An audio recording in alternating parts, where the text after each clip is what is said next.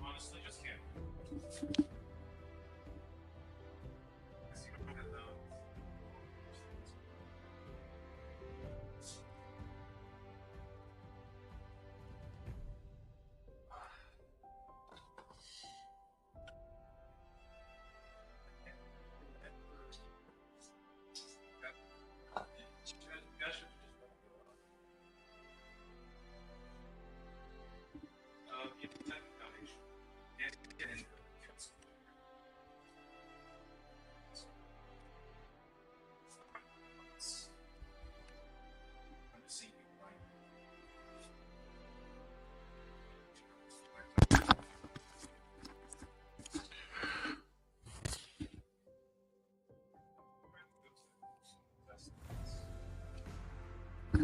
Oh, got someone watching.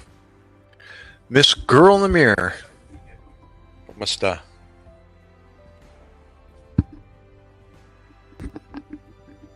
Shala. Hodge. How are you, young man? I don't know. Shala. Are you a girl? I see a little baby. Kick. Flash. Karen. Hey, from Singapore. Are you Singaporean?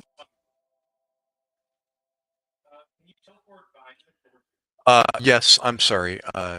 Shala, that is a woman, a girl, or I interrupted myself. So you are a girl, if that's your niece. Well, could be a boy.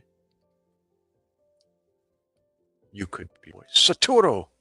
Satoru Gojo. You're a girl. Karen is a girl. How about Shala? Kek, no, don't leave. Stay here. I'm going to tell some cool paramedic emergency medicine stories if you'd like to stay around. Shala Hodge. Is anybody growing their YouTube channel? Raise your hand if you're trying to. Hey, Miss Mac, Miss MCC. How young lady? You're only 9, Karen. I hope your mom and dad know you're doing this.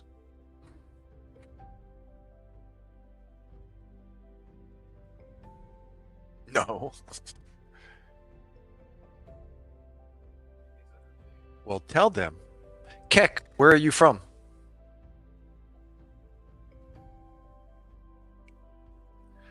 We got somebody from Singapore. We got somebody from the Philippines. We have America. Canes for life. What's up? What's Skibidi? Sigma. Ohio.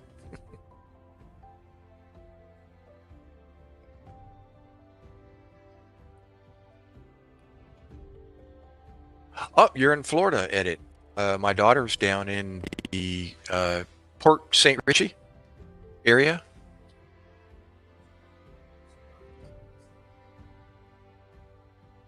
Shala. Okay. Bye, Shala. Bend over. How's um Mr. Richard Cranium? Ben? Do you know Richard Cranium? Germany, Bavaria. There we go. And Damon Evans in front of my Filipino. What does that mean? Well, maybe one day you'll get a chance. I hope you do get a chance when you're older. Many people's dreams. From Washington State. Very good, Ben. I'm a San Diego boy by heart, at heart, now living in New Jersey. And Mason's from Tennessee. Hoorah, Tennessee. I did some rock climbing in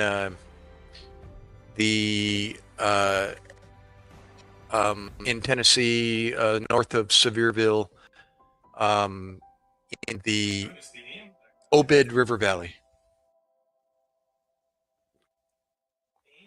You know, many people dream of being America, Karen, and yet Americans are complaining and giving excuses as to why they want to leave.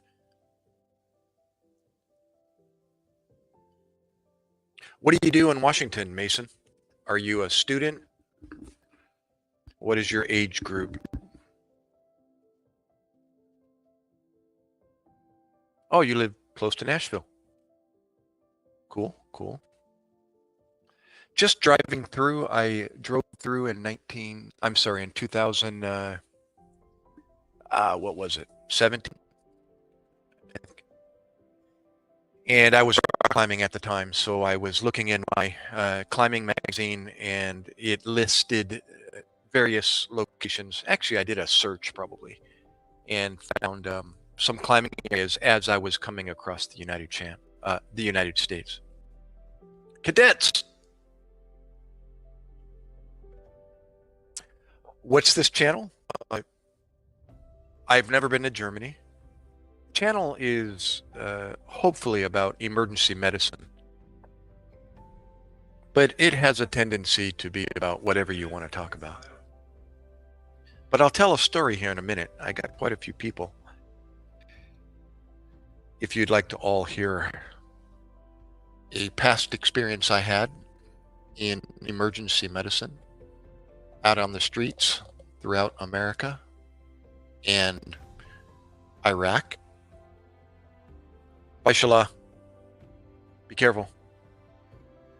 No, I stand corrected, Keck. I have been to Germany, just flying in to refuel before heading to Iraq. Our refuel stop was Germany. I don't even know what city I was in. All I know is I stopped in Germany to refuel, got off the airplane for a bit, boarded back, and flew into Kuwait. Mason! No, don't go yet, bro. Michael Brackett, this was my helicopter pilot. Who was your helicopter pilot? Mike?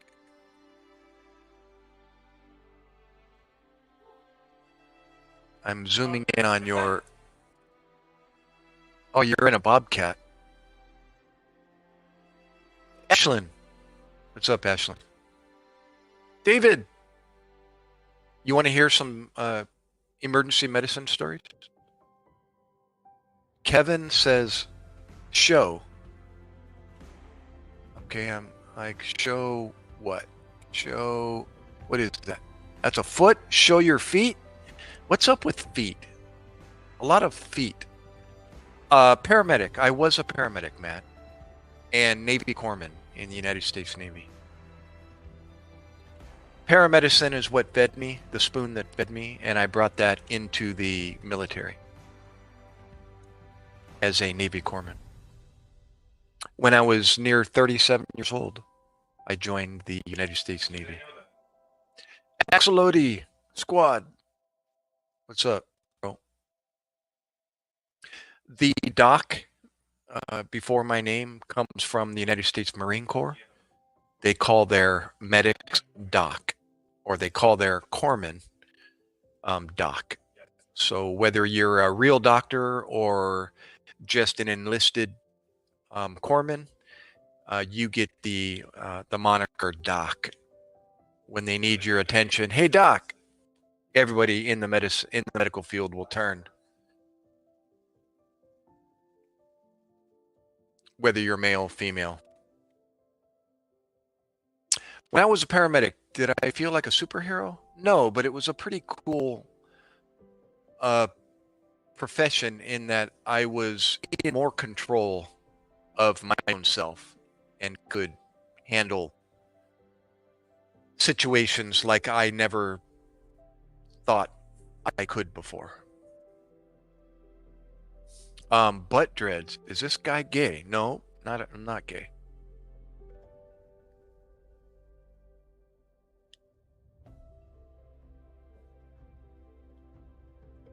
It was a awesome job as far as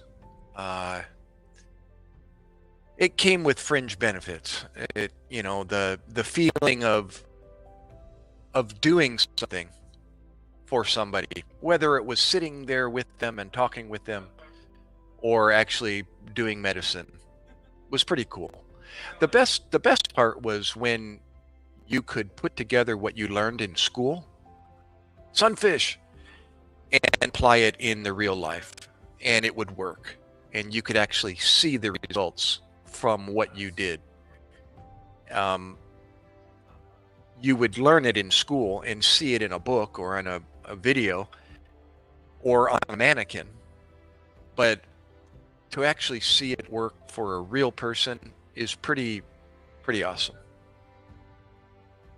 Where are my Sigmas who are mewing for some looks, man? What the heck? Or are you all Ohio NWC Gooners? Now, peaches only, you must be from Georgia.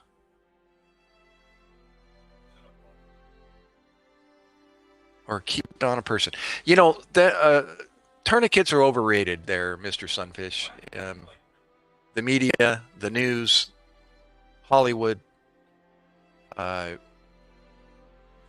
outplays tourniquets. Even the real world, when you look on videos where officers get shot, everybody's screaming for a tourniquet, and I always cringe every time they say that. It's like, what in the world are you putting a tourniquet on that for?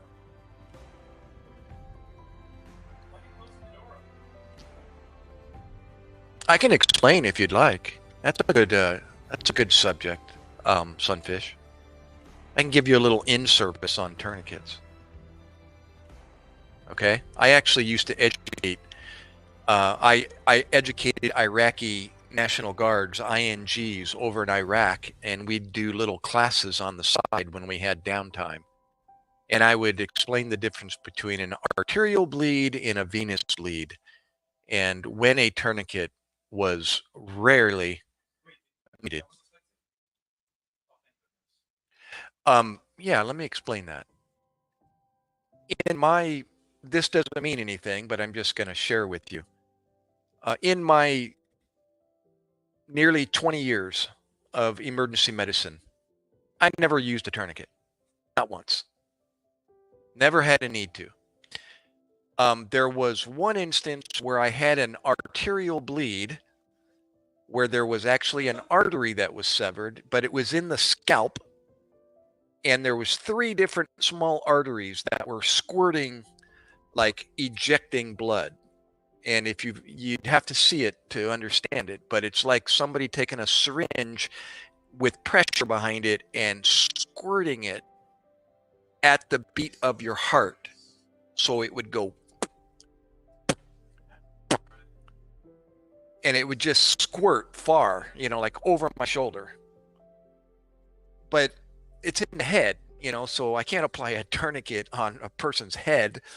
So you just apply direct pressure. And then we had to get him to the emergency room, and they actually put clamps, metal clamps.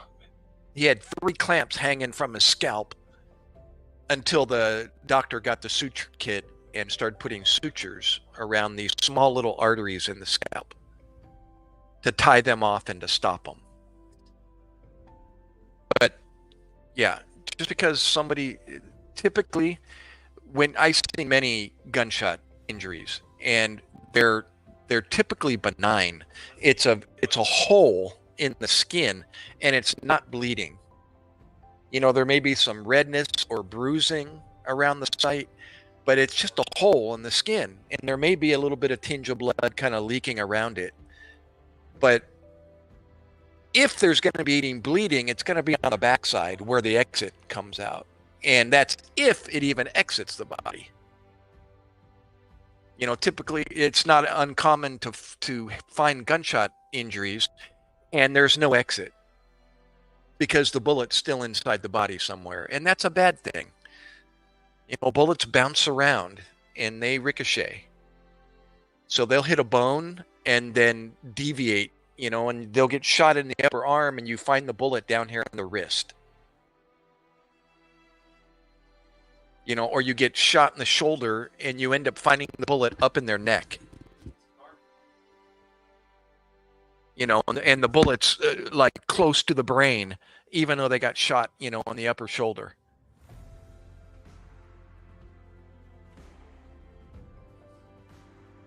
I just heard a click or a clunk, like somebody just came up on stage, but nobody did. They taught us combat training: if we get shot in the arm or leg, put a tourniquet on it and get back into the fight. Yeah, and that's incorrect. You don't put tourniquets on benign injuries. Most bleeding can be stopped with direct pressure. Okay? And it's because it's not an artery.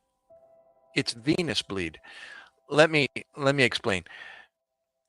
Veins return blood to the heart. Okay? Arteries come off of the heart, going away from the heart to the parts of the body. So it's under pressure from the heart. Whereas veins, the blood is coming back to the heart. Okay, so it's not under as much pressure. On a blood pressure reading, the lower number is the venous pressure. The upper number is the arterial pressure. So when you see 120 over 60, 120 is the pressure going back away from the heart, and the lower number is the pressure coming back to the heart. Okay, so anyways, if a bullet hits an artery, that's a big problem. Okay, arteries are under lots of pressure, and they will bleed either inside the body or outside the body very quickly, and so they need surgery. There's not a whole lot you can do out in the field for them. Tourniquets are typically applied to extremities, so it's either arms or legs. Okay, you don't put a tourniquet around a torso, and you don't put a tourniquet around a stomach or a head or a neck. You see, so we used to, when I would give the class, I would fill up a syringe of water, a large, like 50 cc or 100 cc syringe, and squirt it at the students to show them what an arterial bleed might look like. It's under a lot of pressure. A venous bleed will just bleed. It'll just come out. And all you do is you just put pressure on it. And when that soaks through, don't take it off, put some more on top of it and more on top of it. And venous bleeds can be stopped pretty simply by direct pressure. Okay, and there you go. So the reason why you don't put a tourniquet on anything is because you'll kill the extremity. It cuts off circulation, period. So if I put a tourniquet around my elbow, there's no blood or very little blood flow to my fingertips, and they're going to turn blue and black. That's a bad thing. You want to keep the extremity alive. if possible. But you don't want them to bleed out. So if they've got an arterial bleed, you're going to know it. Number one, it's going to be shooting across the room, literally shooting across the room at the heartbeat. Every time the heart beats, it's going to squirt out and get airborne. I saw it in the scalp, and those things were not even, they were microscopic, and they were coming out like ejected, under pressure, like somebody's throwing a switch. And every time that switch went on, that blood went and shot across across my ambulance inside. And all I do was just like, whoa, I kept my hand on it. And every time I tried to look at it, I was like, uh-oh, I don't want to look at that anymore. I just want to keep pressure. And the guy was awake the whole time, and we got him to the emergency room, and I told you they put 3 hemostats on it, 3 clips to stop the bleeding on his scalp. Okay, let's reread here. Yeah, that's if bullet even exits. Of course, the bigger the more powerful the round, the more likely that it's going to exit. The only time I've seen an exit wound, honestly, I may have seen it like in an arm through and through, but the most obvious exit wound that I've seen is in the mouth and out the back of the head. And that person was successful at what he was trying to do. The wound inside the mouth was just a dark blue, reddish bleeding hole right in the upper palate in the back of the throat. It's just a dark spot. We saw it with a flashlight. And the back of the head was a mushed size big egg depression. You could put your fingers in it. So that was my partner called it the bubbling brew when he found it. True story. I actually told that story in a video.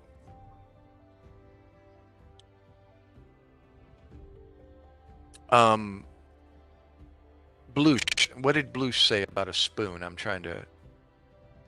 Yeah, 22 rounds. Yeah, those things are like ricochet. Bing, bing, bing. Inside the body. Those can be really devastating, actually. High-speed rifle round, 22 rounds.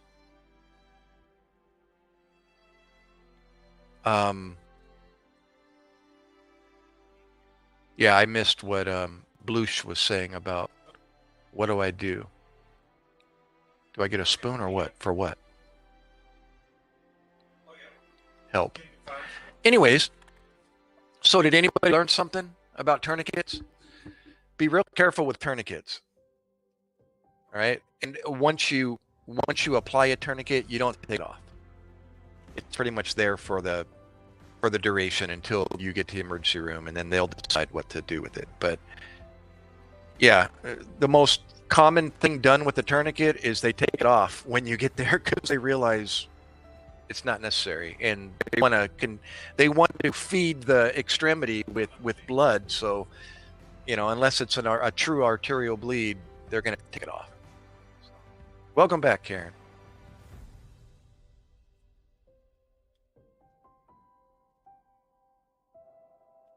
And you can Google my information I just gave you, and I'm pretty confident with the information I gave you about tourniquets. Yeah, they're like the go-to thing in a FAK, first aid kit, FAK, they call it in the military. A FAK is a tourniquet, and they have some pretty cool, pretty gnarly, but I never got to use it. But in the war setting, when there were amputations and horrendous limb losses from bomb explosions. They actually have I forget what it's called. It's a granule that you can pour on a wound, and it literally cauterizes the tissue that it's poured on. Sounds pretty nasty. It is pretty nasty. But it's a granule that you can open up and pour on a wound. But again, if you're going to do that, make sure it's an arterial bleed. You can control bleeding on a amputation with direct pressure just as well as you can with any other wound. It's just going to be really big.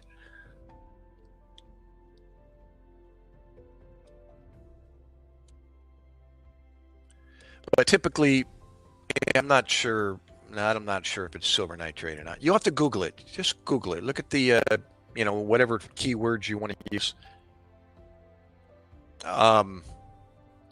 But no, it's not silver nitrate. I don't believe. Maybe it's got it in it, but what was I going to say about that? Is, yeah, typically with extremity amputations, there's an artery that feeds an extremity, whether it's a leg or an arm. So the artery is going to be severed in an amputation. That artery will either withdraw itself back in the extremity and control its own bleeding, or it'll bleed inside the extremity and it'll produce a giant hematoma, a big old bubble of blood underneath the skin.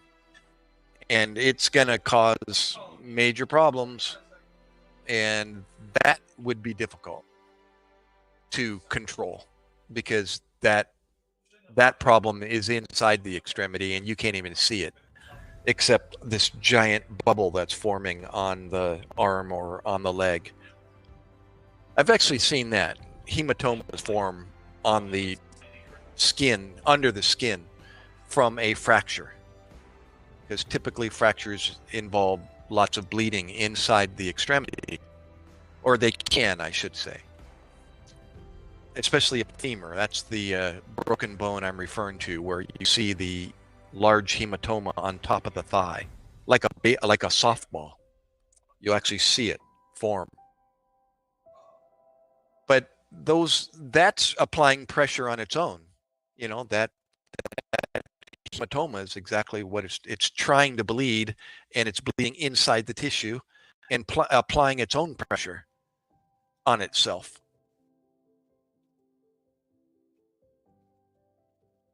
But yeah, you can't put, you don't have to put a tourniquet on something like that. You split it and you give them pain control if they need it. And you transport them, because what they need is surgery. They need to go into the OR, the operating room, and open up their leg and drain that blood away that's been bleeding inside, and then they repair the fracture and yada yada yada. Yeah, somebody can Google it for me. What's that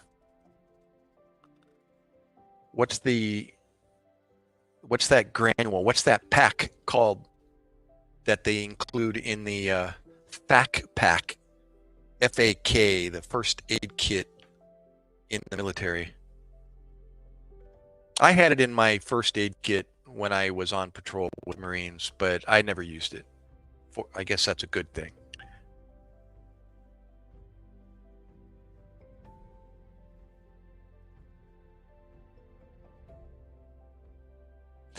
So, Sunfish, you still hanging in there? Hanging out?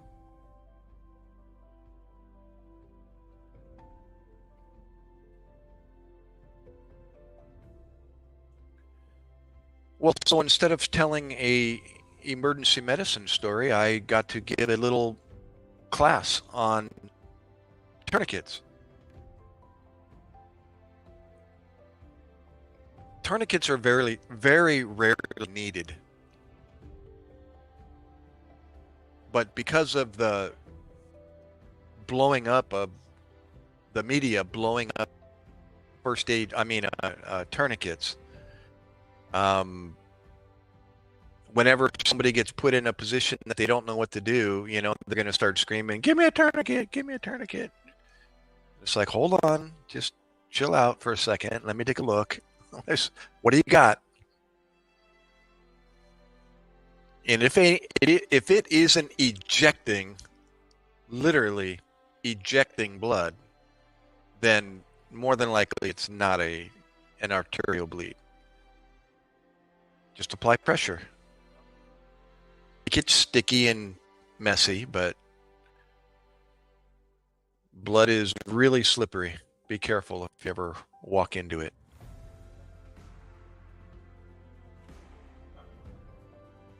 I almost actually ended up on my head on scene of a wild fatality. I'll actually tell about. Maybe I can tell you that one.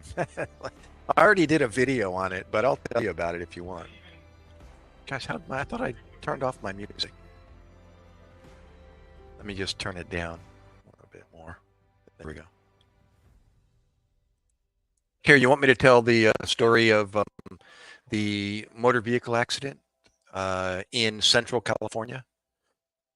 The agricultural town of Delano, California, north of Bakersfield, about 30 miles north of Bakersfield, California, on Interstate 99, going north-south through California. Who's still there? We got 19 people watching. Awesome.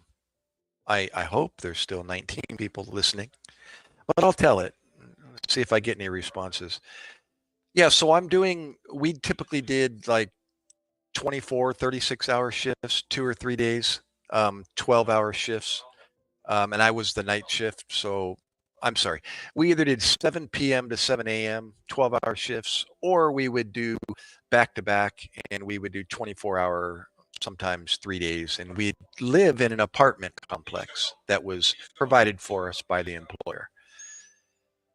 And in this particular instance, I was working, the team setup at this particular ambulance company was an advanced level paramedic and a base level EMT. And your EMT is your partner. I was a paramedic and an EMT was my partner. I forget who was my partner. It might have been, I forgot who. It might have been a female. It seems like I had a female with me. But it was at night, and it was probably, I don't know, 2:30 in the morning. And we got woke up from our sleep, and our pagers are going off, and they have the speakers in the house, as well as your 800 megahertz radio. Everything's going off, and so to try to wake you up. And then we look at our pager, and it's a motor vehicle accident, MVA. And so we're typically want to know where are we going? Do we go northbound, southbound? Which direction are we going to go? East, west? And it was on Interstate 99. So then we're like, well, what mile marker is it? Because we know what mile marker we're at, and I forget what it was. So, you can determine how far you're going to be going.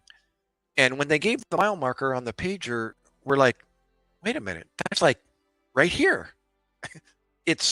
We're right on top of it. Where is it? And they said Interstate 99. We get on the radio eventually out in the ambulance, and we get on the radio and to communications dispatch, and they're telling us, yeah, it's between mile marker this and this. And we're thinking, well, then it must be like right over the fence. There's a chain link fence dividing the town of Delano and Interstate 99. So we're like in the dark trying to look for, some kind of light clue, maybe how close are we? So we realize, okay, we need to go south and get on the interstate, and so we can go northbound because it's on the northbound side of Interstate 99. So we go south, get on the interstate, and start heading northbound. And within, literally like parallel with our company, our ambulances, our garage, is the motor vehicle accident. on the other side. And fire was already there. And they had their scene lights already set up.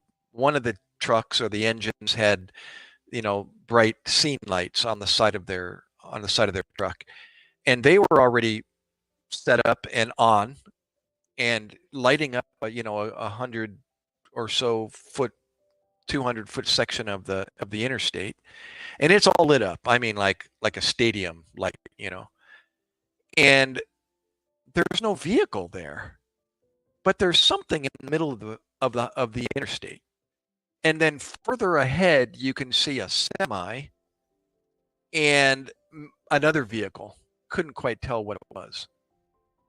And just to let you know the more about the scenario, there's a surface street that goes, a bridge that goes over the interstate about, just shortly 500 yards ahead, going over the interstate.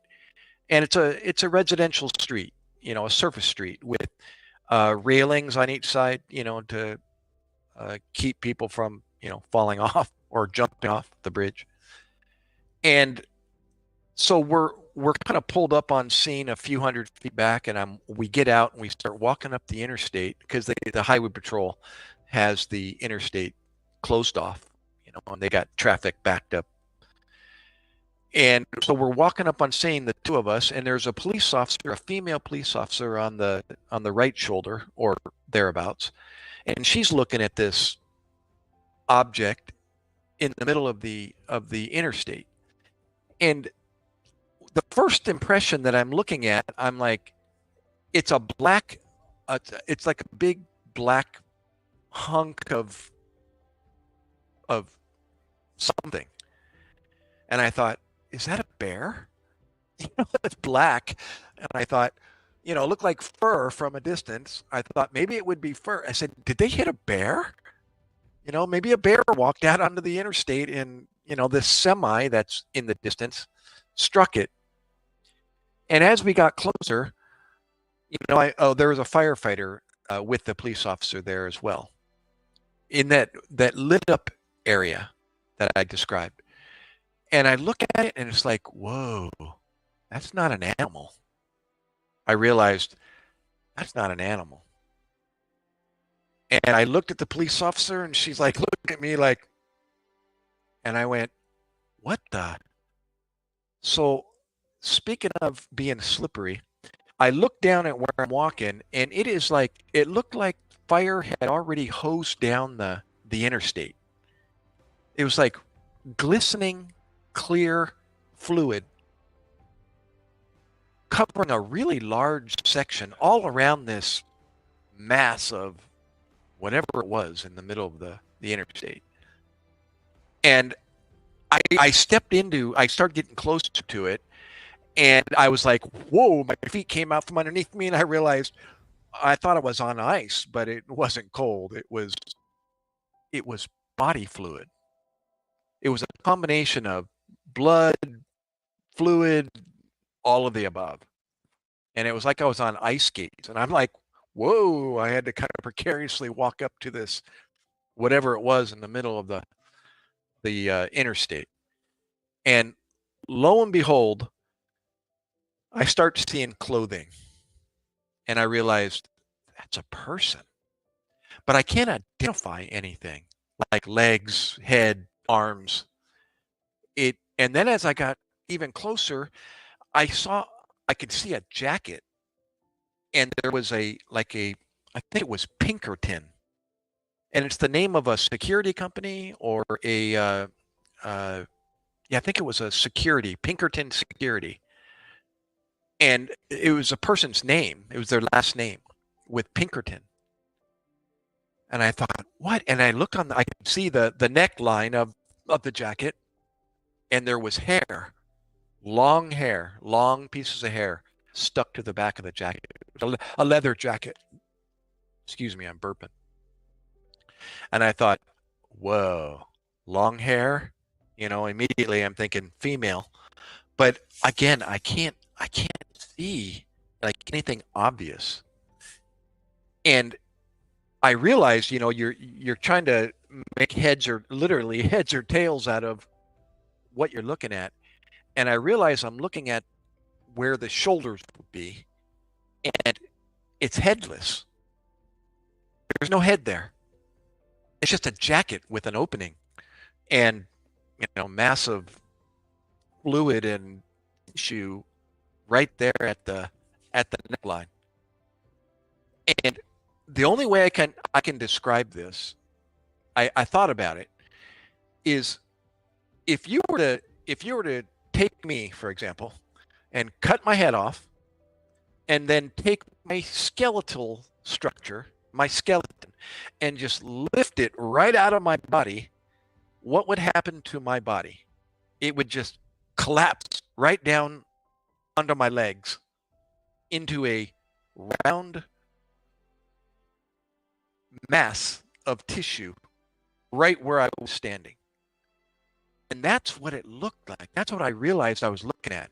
It looked like a torso with no legs on it was sitting on top of the interstate with no head on it and a jacket and hair stuck to the back of the jacket. Still didn't know if it was a male or a female. And then I decided to my curiosity got the best of me, and I started lifting up the jacket. And I looked over at the police officer, and oh, wait, I'm sorry. I jumped ahead of the thing. When I lifted up the jacket, I saw something, and I won't go into detail. And I went, dope. And I looked back at the police officer, and she's looking at me like, oh, my gosh. And I said, female. So then I was like, okay, I'm dealing with, I thought it was a female at first because of the long hair. And then what I saw next confirmed it was a female. So now it was like, well, can't do anything about her. So since we're there really was no reason for us to be there yet because there wasn't any live patients. We decided, well, let's wander up the road and see what else is ahead because there's a semi up there. And it turned out to be another full-sized white van. Matt, you're listening. Great. So we decided, well, let's go up there. Maybe, who's the driver of the semi? So we got up there and we found the driver, and he was outside, and he was just pacing back and forth and shaking his head, and going, he kind of knew. Well, that's when we started finding out the details. So we asked him what happened, and he said, we found out that this female jumped off of the bridge, that Surface Street bridge that I described. She jumped off of that, and his semi struck her first, dead center of the grill, and then another white full-size van got involved and struck it also, and then the million pieces went flying ahead up the interstate. So it's like, well, she was headless. Where's the head? The morbid curiosity of us in EMS. Let's see if we can find that. Well, as we started walking, there was something else in the middle of the freeway, and it was a lower leg from the knee. I'm pointing from the knee down to the foot, and the toes were painted, and we realized female. And then we found her lower arm, like her wrist and her hand, totally intact, and she had her wedding ring still on her finger. It was like bizarre. It's like, oh my God, now we're finding pieces. I mean, that was pretty profound. She had a diamond ring still on her finger. It was from the wrist up, and the lower leg with no shoe on it, and her toenails were painted. And then we started looking for her head. We never did find the head. We figured either we didn't find it, it's somewhere, but we don't know where it is. We even looked in the grill of the semi, thinking maybe we would see. I've actually found a lower jaw before on another decapitation motor vehicle accident. I'll have to tell you that one next. And the lower jaw with the teeth still in it was stuck in the grill. So, I'm looking in the grill thinking maybe I could find, pieces, and we didn't find anything. It was just damage, a dent. And, Yeah, we never did find the head, so it either we didn't find it or it just exploded in a million pieces, and there were, it's just all over the place. So there wasn't another patient. The driver of the van was okay. The driver of the semi was fine. They were just shook up, couldn't believe what they just saw. And yeah, it was a female employee of the Pinkerton Security Company who decided to take her life, and she was successful. Yeah, she got splattered. But that in the middle of the interstate was bizarre. I thought it was a bear. I really thought, whoa, never ran on a bear before, you know. And then as I got closer, I went, uh-oh, that's clothing. What the heck? What part of the body is it? And I almost slipped and fell on my head in the slippery mess. And then I realized what I was looking at. And it was like bizarre. Yeah, crazy. Yeah, perfect word, Matt. Crazy. It was. So we had just paperwork to do. It was a brief, what we saw, and we didn't do anything. And then we cleared ourselves, became available, and went back to our quarters and went back to sleep.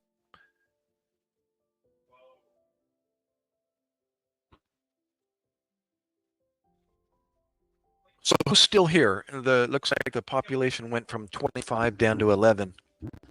Is there still 11 people, set of eyes, still listening? And who's still here?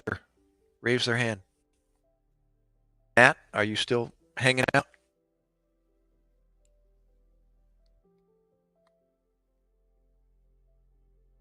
Sunfish, are you still there?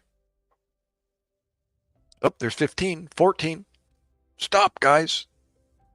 You're doing well. Stop skipping. I'll tell another. The next one, Matt, is just as crazy, if not crazier. Well, nothing topped, or nothing really compares to that. Taking the skeleton right out of the body. That's the best way of describing what I found. It was like the skeleton was missing, and the body just collapsed right on itself, and it sat right there. This big old 2-foot diameter round torso was sitting right in the middle of the interstate.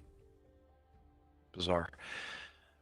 Okay, this one was during the daytime, rush hour-ish time, and this was kind of a liaison problem, because is that the right word? Yeah. Logistical, that's the word I'm looking for. A logistical problem, because we're getting word that the accidents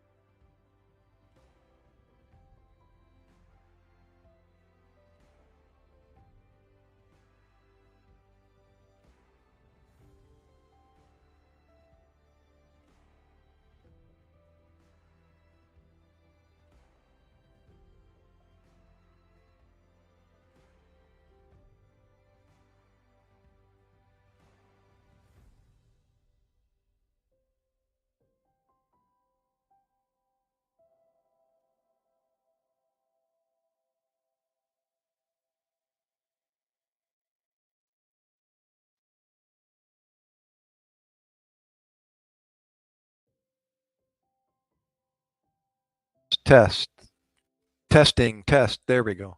Okay, I got it. Okay, I got it back. I got it back, Matt. Again, I lost the Xbox. It went to sleep. I'm using my Xbox to do this live stream. And when this, if I don't, if I don't move the mouse or the toggle, within 10 minutes, it'll go to sleep and I lose my microphone. So forgive me. Okay.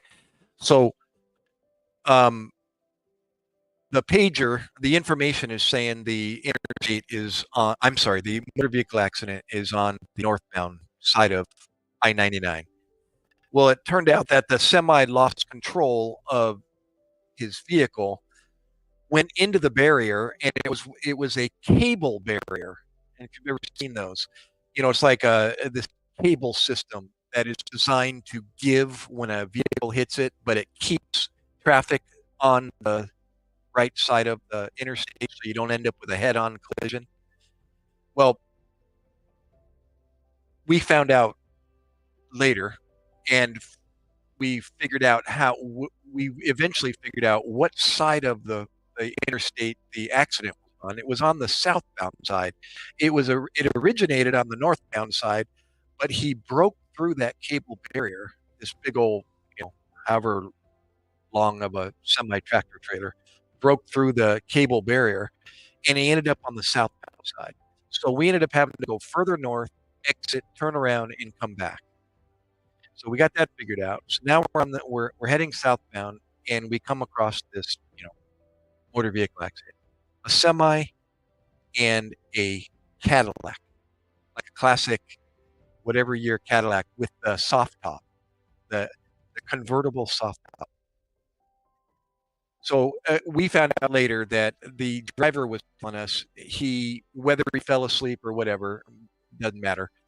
The left the left wheel went off the road onto the shoulder, and he was fighting to get it back under control, and he lost the battle, and it pulled him into the bushes and into the center cable, and it failed and broke through.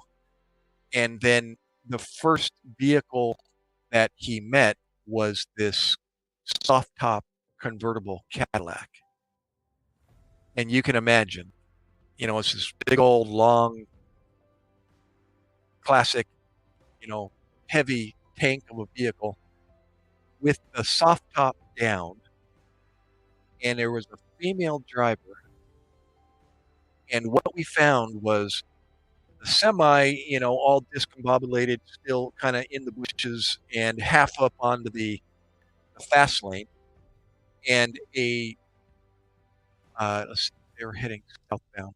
Yeah, this convertible Cadillac with a body still in the driver's seat, and it was completely reclined back, and that torso was headless.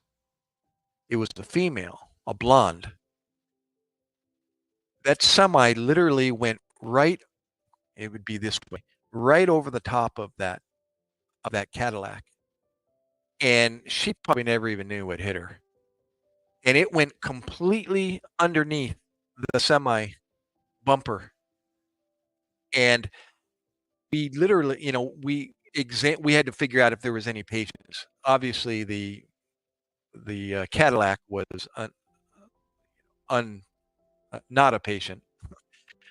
There's a word I'm looking for, and it didn't come out. Anyways, and then it was who else is involved. We found out it was just the semi tractor trailer, and the driver was pacing back and forth, similar to that other driver. But he kept saying out loud, "Did I kill her? Did I kill her?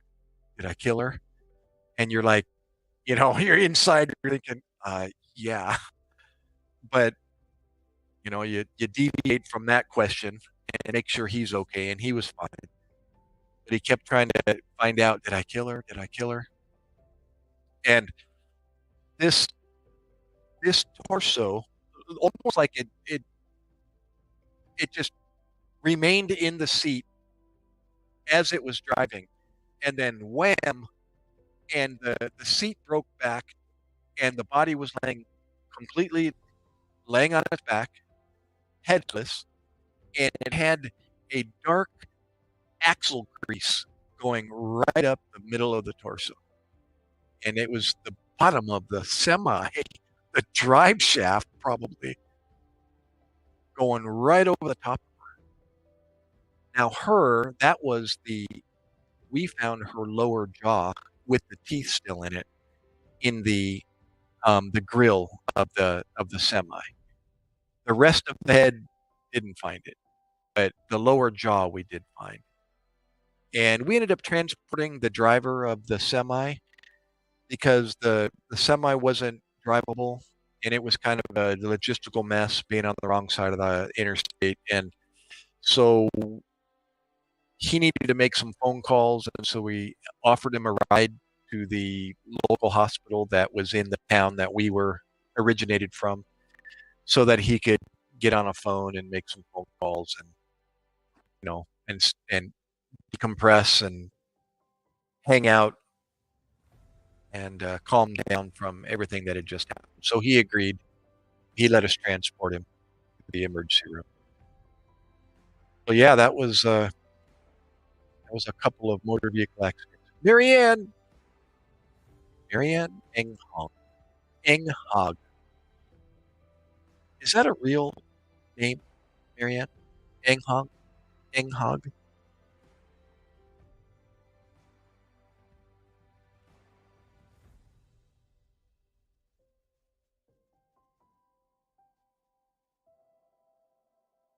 Yeah, and here I can be a little morbid about that call, just because is I I made up afterwards. You know what the last thing going through that lady's head was before she died? A semi. Okay, badoom.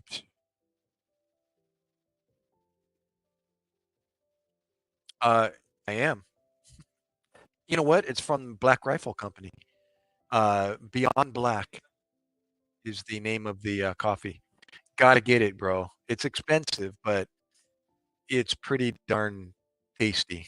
Really smoky, kind of got a chocolatey little tinge to it, aftertaste on the tip of your tongue.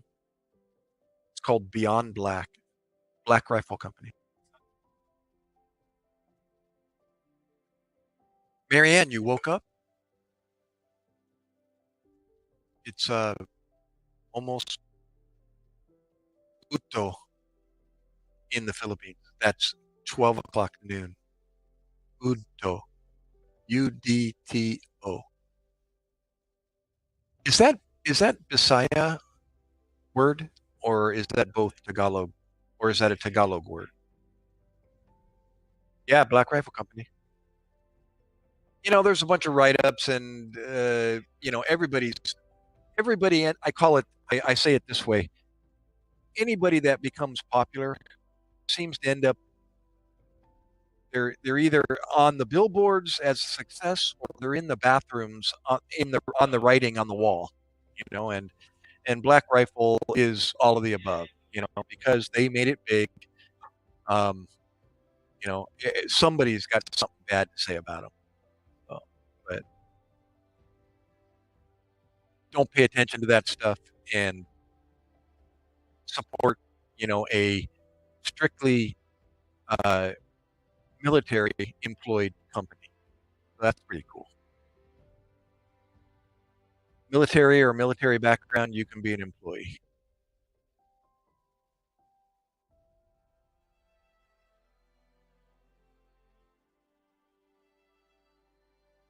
And their video is pretty cool.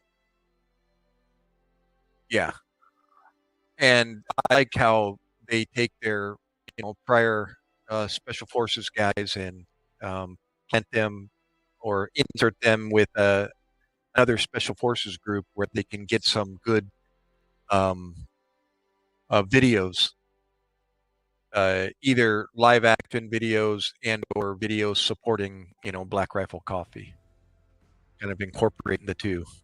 That's pretty cool videos. They do a really good job with their videography.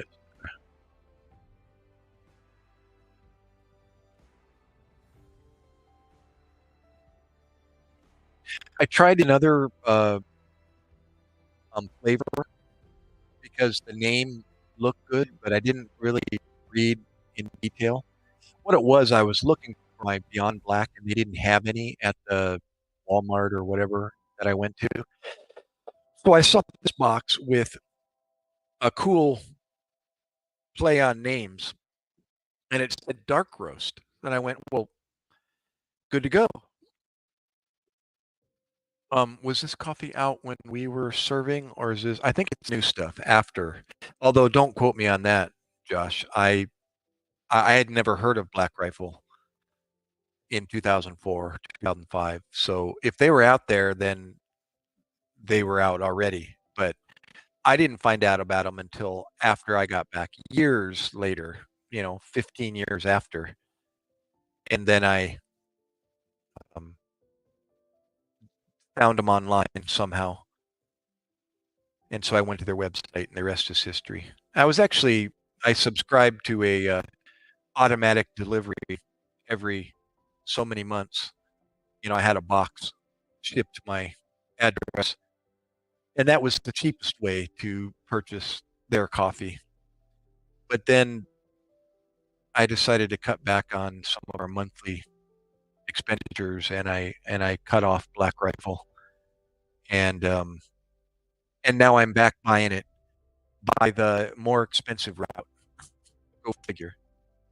So, anyways, yeah, back to that other flavor. It's called it's got a tac Squatch. I think is the name of the flavor. Tacti Squatch. Squatch. It's a dark roast, but it's more of a mild fruity flavor. I guess if there's a fruity flavor to a coffee, but I can tell the difference, and I really didn't. It's like, nah, that isn't the that isn't the flavor that I'm used to. So I've got a whole box of it, and I'm trying to get rid of it. So I'm doing 50/50. I'll do one cartridge. It's in the Keurig. I'll do one cartridge of the Beyond Black, and then I'll take it out and put a cartridge in of the Tech Swatch and pour the last pour so that I can hopefully get rid of the Tech Squatch. So,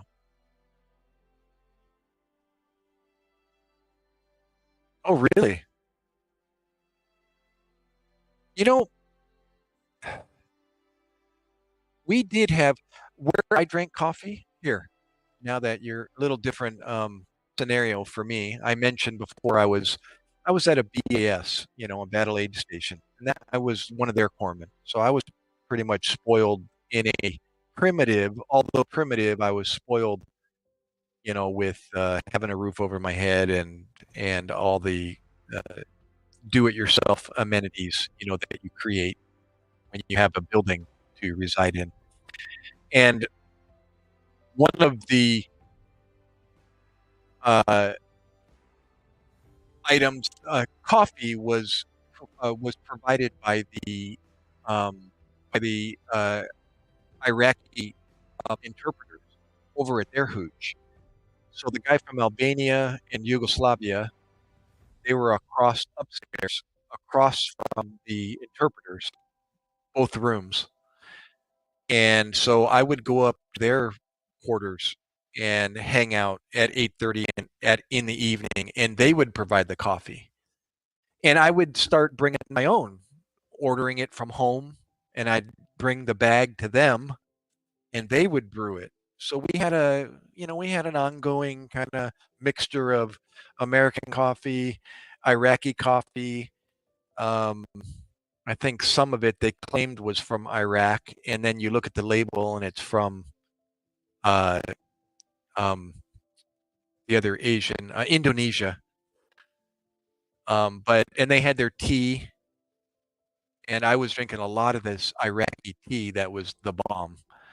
Almost tasted like it was smoked, like truly smoked wood that had a super mapley, super strong smoke flavor, like somebody was burning wood in a campfire, and they take that, put it in water, but it had a really nice, not only aroma but flavor to it. So I was drinking this Iraqi tea, and that's where I did my coffee drinking, was upstairs with the foreign workers and the Iraqi interpreters. Ali and Safwan. What was your um, arrangement again, Josh? Describe your unit. What was your job? And typically, what would describe the scenario?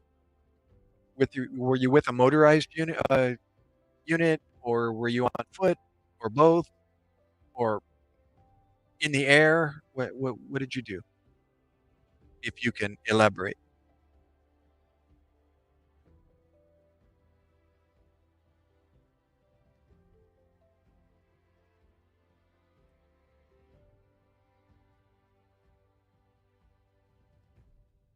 Sorry if I'm slurping in my microphone.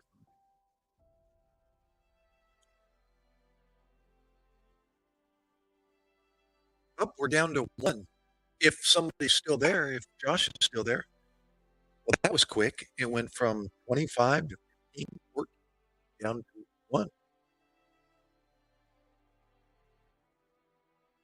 Yeah, let me bring over the what are they called? The Keurig cartridges or whatever. Hold on a second.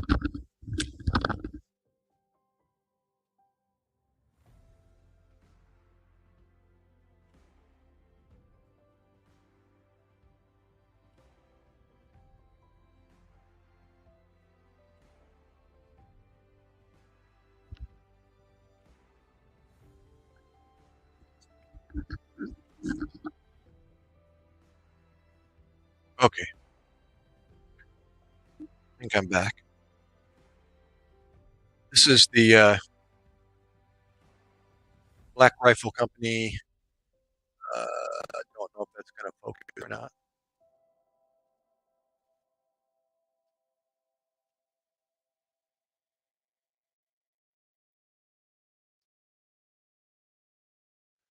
Cool. So did you just do insert on foot and take care of business, and then egress out via whatever mode of transportation was available, or both, ground or air? So that's the Beyond Black, and then this tech Squatch. It's got a Bigfoot character on the front of it.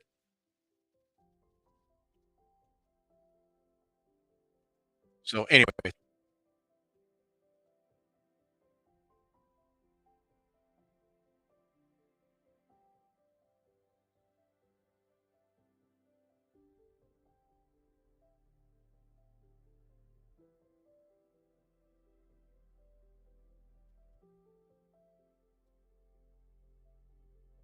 oh, yep.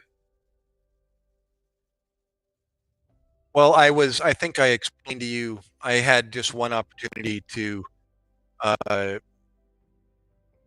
go out with a sniper unit, two snipers and myself, and that's what we did.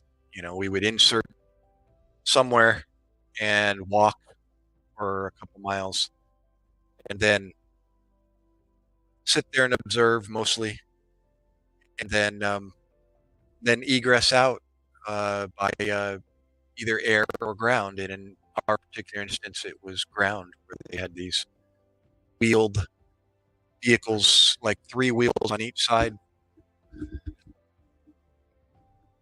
and an armored vehicle of some sort.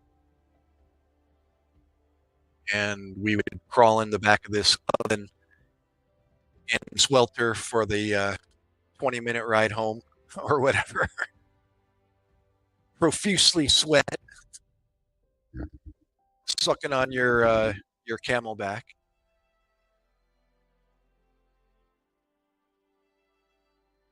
But that was um, a good experience. That would have been cool to be assigned to a ground unit if I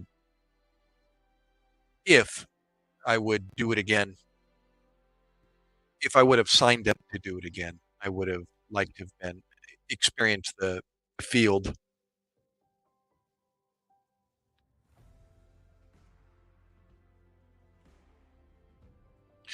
Kind of crazy before I joined the service. Scared of heights. Just jump out of an aircraft at night. Well, look at me. I actually did what I did in my life. I did because I was either afraid, number one, of something, or really insecure of asserting myself. So I ended up getting into rock climbing because I was deathly afraid of heights. Never really overcame that. I just learned how to be more in control at height, and be safe. And then became a paramedic in the emergency field because there were a couple instances when I was younger when I was the looky-loo from a distance looking into a crowd and something was happening and somebody was having an emergency or a medical emergency, and I had no idea what I was supposed to do about it. So I just sat there and watched with the rest of the sheep around the scene.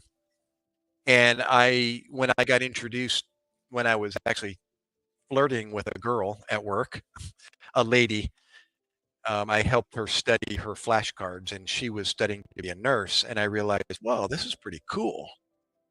I like this.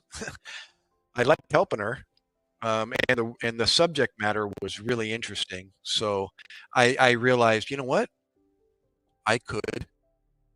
I was always curious about being able to be comfortable to step into a situation that I wasn't able to before and do something about it. And medicine was the one of the best eye-opening opportunities I ever had an opportunity to be a part of. And it just made me, so you get so confident about, what other position. The only thing I didn't do on that note is um, doing what you did.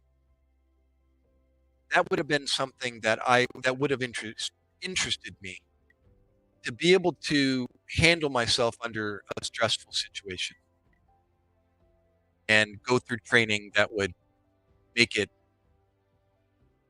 just natural to do instead of, not knowing what to do, put in a position such as what you may have went through. Um, no, actually, Matt, gosh, I actually wrote, if you're interested, let me just put this it's a blog spot. It's an old blog spot, but I did start one and I recently started kind of updating it and keeping it up a little bit. And it's a blogspot.com um, blog that I started way back when. And I used it to blogspot.com. And I wrote an after action when I got back from Iraq telling how I joined the military and why, what brought me. So I'll post that if you're interested, and I'll tell the story as well right now. Yeah, right there, illusiondweller.blogspot.com. And that is, I was curious about the military in high school. Navy SEALs was, the talk at the time. So I really didn't know what that entailed, but it got my attention, and I never took the bait, and I never signed up with the military out of high school. So I ended up becoming a daddy at a young age, and a husband, and that became my life. Full-time job, et cetera, et cetera. Ironically, I worked for a defense contractor, um, but this was before the military. I worked for General Dynamics Electronics. They had defense contracts, B-1B, B-1 bomber, F-16, cruise missile, Sparrow missile, et cetera, et cetera. test stations for the F-16, and da da da da da, all of the above. But I I'm a family man, and I got kids. I got 2 older kids. I was married once before, and then, life events started going downhill, and I ended up filing for divorce, and before that happened officially happened, I was out on the road, um, homeless. Uh, although my home was my truck, so I wasn't literally homeless, but I had a job. Actually, no. I quit my job, ended my marriage, and ended up out on the road and, driving to Louisiana to go chase another woman and, living out of my truck. And during that 8 months being in Louisiana, the lady that I was dating brought home some brochures one afternoon. I don't know where she got them, and they were reserve brochures, military reserve, paperwork. She put them on the counter at the apartment I was living in at the time, and I picked them up when I got home, and I was looking through them, and it was an APG school, advanced pay grade. It's like, "Oh, what's this?" So I read into it, and basically they take your civilian experience and they apply it into the military. Cutoff age at that time was 37 years old.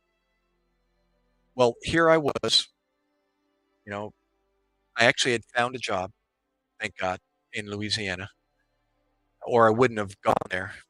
I needed that. I needed that possibility to be strong before I went to chase this lady, and the opportunity was there. And I eventually did get a job in Louisiana. So fast forward the story, everything falls apart in Louisiana. I end up leaving Louisiana with the tail between my legs, pretty down and out and depressed again. And I'm driving back to San Diego with this paperwork that she had brought home one afternoon. And when I was living at my mom's at 36 years old, sleeping on her couch, um, I found that paperwork, those brochures, in my luggage in a zipper pocket or something. So I started reading through it again, and I thought, why don't I go down to a recruiter's office and find out a little more information about this program? What's it going to hurt? I don't need to say yes to anything, you know. And my dad was in the service, and I always remember seeing his plaque on the wall, 1964 to 1968 or something during the Vietnam era. And he only did 4 years in the Navy, and but it really wasn't emphasized or stressed in the family. It was just like a subliminal message on my dad's wall when I walked into his room.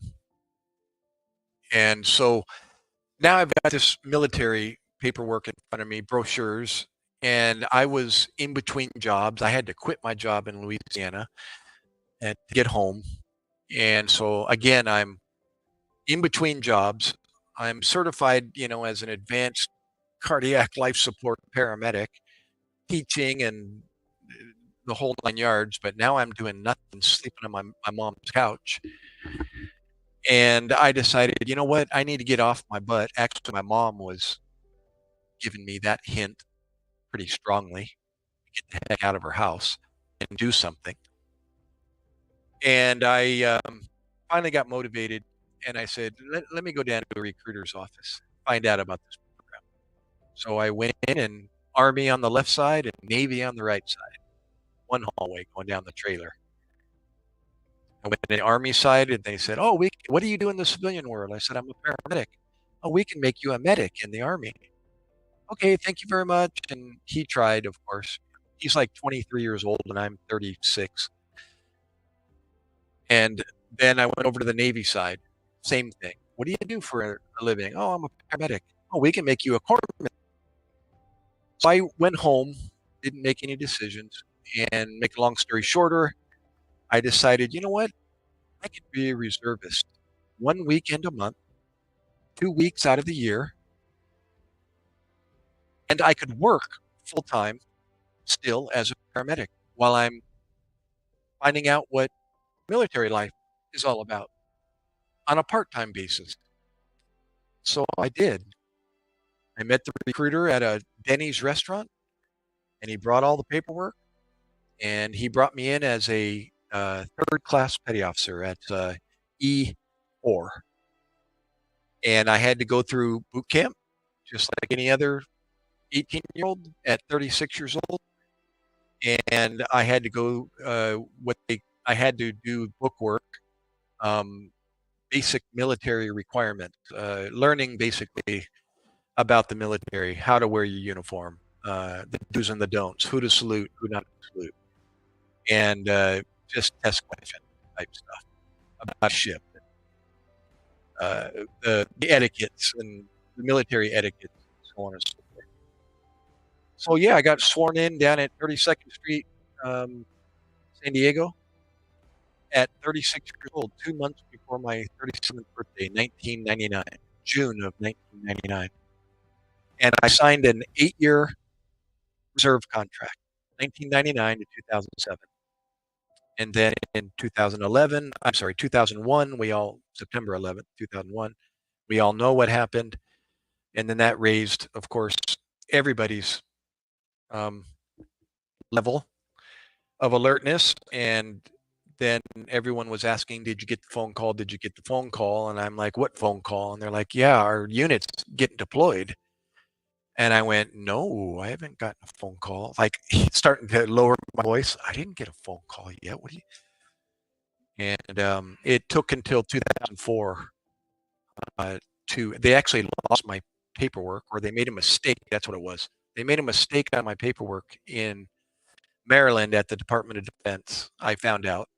That's why it took so long to get the phone call.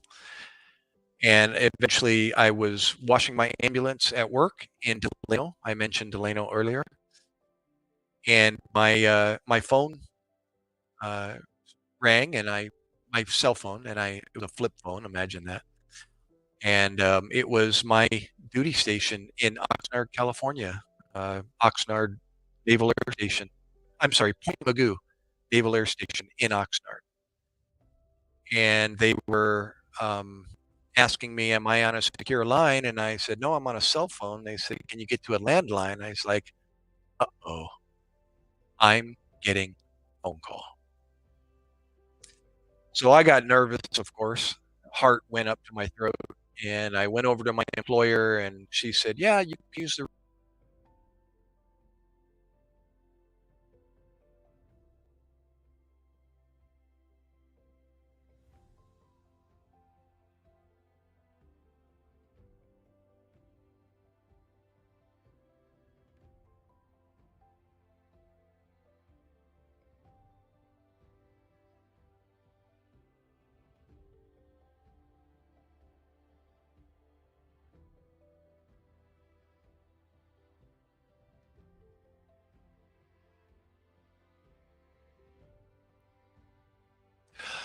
I'm back.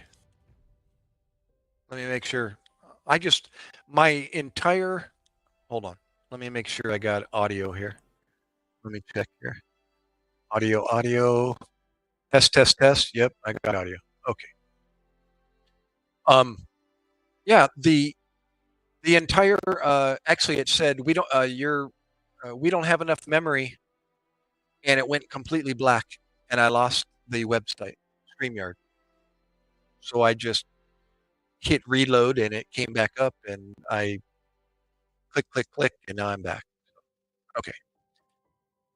So I was saying, I got the phone call, and I went over to a landline, and my duty station started giving me all the pertinent details, the who, what, when, where, why. I had 3 weeks to deploy. I had 3 weeks to get everything ready. As Josh knows, in the military, their emphasis is readiness. They're getting you ready to deploy. That's the whole that's the whole emphasis of the military. You have a job you have to do that you learn, whatever it is. So you're always training and making sure you know your job inside and out. And number 2, you're getting all your belongings, your personal belongings in order. And Josh knows, they put you through classes to do this. If you have a business, if you're a business owner, if you're a part-time, sorry, if you're a part-time reservist, typically reservists have full-time jobs. So if you're a business owner, you got to figure out, what are you going to do with your business if you get deployed? Are you going to close it? Who's going to run it? Are you going to, who's going to be in charge? How are you going to take care of that? If you have a family, where's your wife? What's your wife going to do? What are your kids going to do? How are you going to, provide support? How's that going to work? And they give you classes on all this, on how to get everything in order. So readiness is like the second thing you're doing when you're not doing your job. You're always getting your stuff ready, at home, ready to go. So if you do get the phone call, you can get out of there as soon as they need you. And sometimes you don't have a whole. I can ask Josh. That's right. Josh, how much time did you have when you got deployed? Your first time you got deployed? There were rumors in the Navy, they call it scuttlebutt, rumors that some people only had 3 days to deploy. Think about that. You better have your stuff ready to go, or you have no choice. You got to go. But I had 3 weeks, and that was a godsend. That gave me some time. But 3 weeks was like, whoa, man, that's going to go by fast, and it did. But I had 3 weeks. How much time did Josh have? Your first deployment. And I'm getting nervous, Josh, just talking about this. Ugh. Oh, you had 48 hours. Oh, that's probably because you were special forces. I think you were, correct? Yeah, that's a different animal. You're you're having to deploy on a moment's notice, I would imagine sometimes.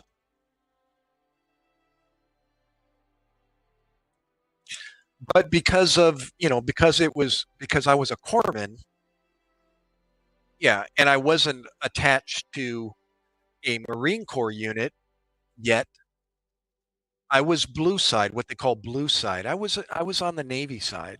The Navy provides medical support for the Marines, if you didn't know that. So wherever you see Marines, there's a Navy corpsman, or plural, Navy corpsman inserted with them. They're providing medical support, but they're wearing the Marine Corps uniform. So the only really way you can tell a corpsman is you look at their if they have it, if they're wearing it, you can look at their lapel or their hat, and they might have their Navy insignia. But otherwise, they're wearing the Marine Corps camis, the desert camis, and they look just like the Marine next to them. So yeah, it's just that's the whole that's what military life is about. You're always going through education, continuing education, the latest, greatest. You're practicing, and they're doing scenarios, and they're putting you through. You know, you really can't prepare for real life unless you're actually real life, and otherwise you're practicing on each other, or um, yeah, you're just trying to create scenarios. In medicine, it's a little different, because we can perform medicine like on real people all the time. There's always somebody getting sick or injured, or you know, they don't have to be at war to get sick or injured. Josh could have a cold and get the flu, while in Iraq, I don't know if you did or not, but when I was there, that was flu season. Everyone got sick. So we actually got busy. Something to do. Woohoo! What else are we gonna do for 7 months, out in the middle of the desert from a medical standpoint if nobody's getting sick or injured? That's the morbid part of our job, but, that's job security. Illness, sickness and illness and injury is job security for a medical personnel. People. It's like I got my hair cut today. You like it? Good to go, Josh? High and tight? Anyways, I was telling the what is her title? Stylist lady. I said, "People are job security for you." And she's like, "Yep." Thank God for people. If there weren't people, then people wouldn't be hairstylists, barbers wouldn't be in business. What's the same with medicine? You know, we rely on you getting sick or injured. That's my job. So I was saying, so we don't have to practice and pretend if there's nothing going on in our unit, per se, they can send us to a hospital, and there's hospitals are always open 24/7, 365 days of the year. So they send you to a hospital and put you in a unit, where you're busy doing something. Where I worked was on an air base, naval air station in Oxnard. And, it was a reserve weekend. So there isn't a full-time amount of people there. And so um, people coming to sick call or to the, what do we call our sick call was kind of far and few between. We did a lot of sitting around on the weekends, and we would give continuing education classes just to stay busy to each other. We had to keep up our CPR, keep up our, I would give, since I was a paramedic and doing that in the civilian world, it was easy. I had all the material at home already. Military didn't have to provide it for me unless it was military specific. There's a few differences, but I had classroom stuff that I would bring to work, and I'd give them a continuing education class on hypothermia or gunshot injuries or da da da da da. So, Josh, what did you say? You said absolutely. All the gear would be soaked during the day, and at night would be freezing to death. Yeah. Oh my gosh. Does that always? Oh my God.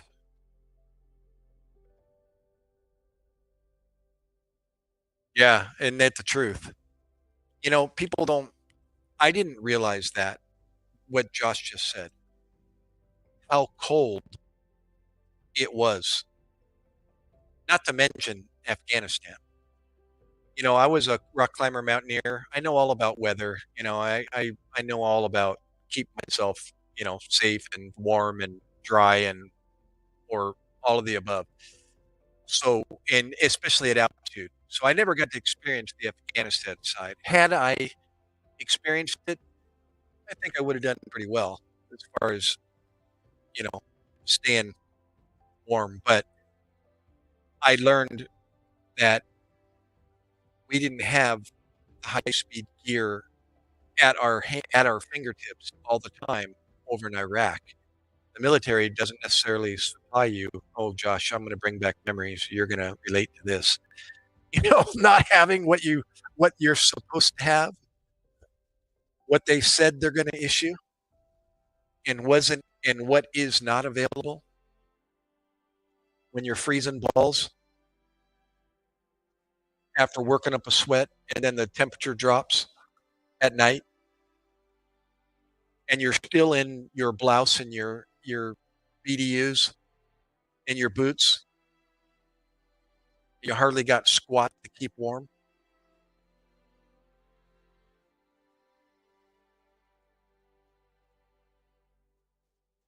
Yeah.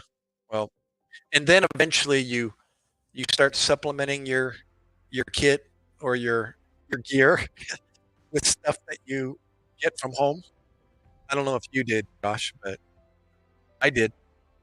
I had my wife send me, some lightweight liners and medium weight liners so I could wear them underneath my uniform when I go out.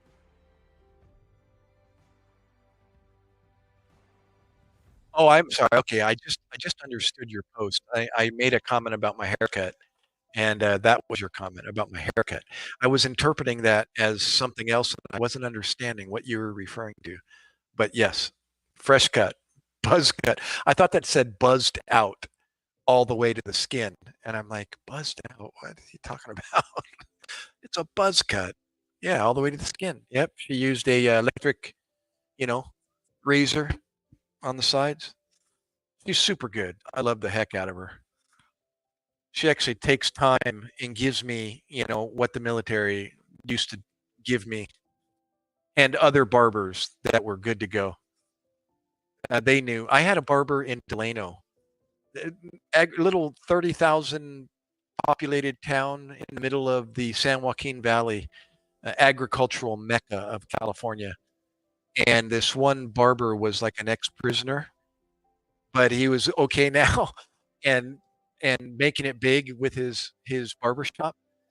And he would give super close. He would shave you with a straight razor and shave your head all the way up to the top with an electric razor and a skin fade, he called it. So it was nice. And he was super military, pro military, and he had the guys' deployment pictures on the wall, and the people that he cut came back, and so on and so forth. Yeah, tell me about your uniform dilemmas if you ever had any.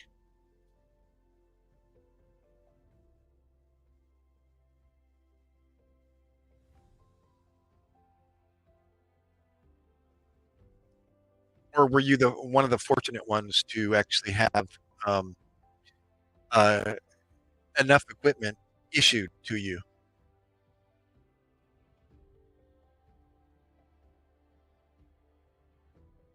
I'm going to say, just based on the numbers, that you encountered some dilemmas as far as staying warm and dry out there.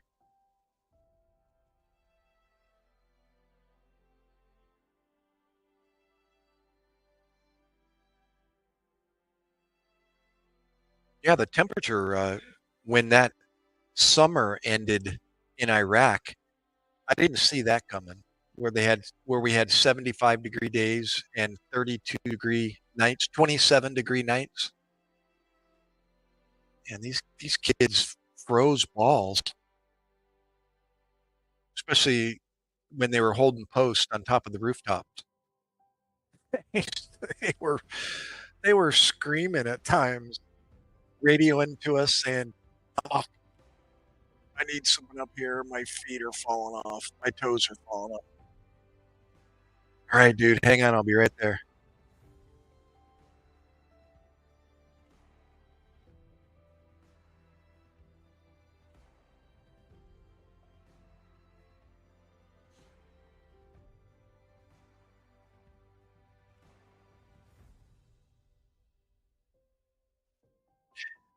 You told me before, Josh, if you're still there,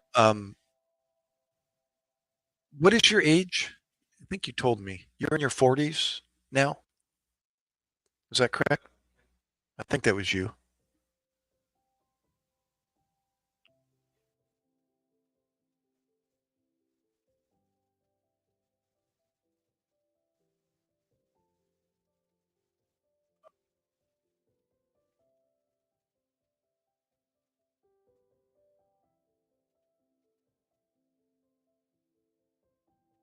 Well, come on in, guys. I see seven eyeballs, seven sets of eyeballs.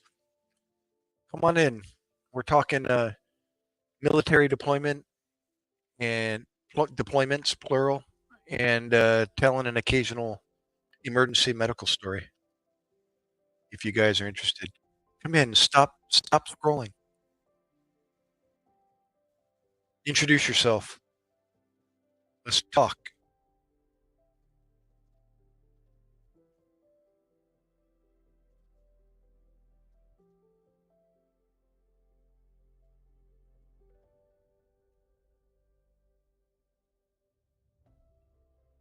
Who's still there? Come on in, guys. Sit down. Take a seat. Grab some coffee.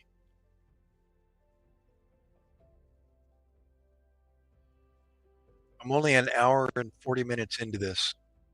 I can do this for another hour. How about that?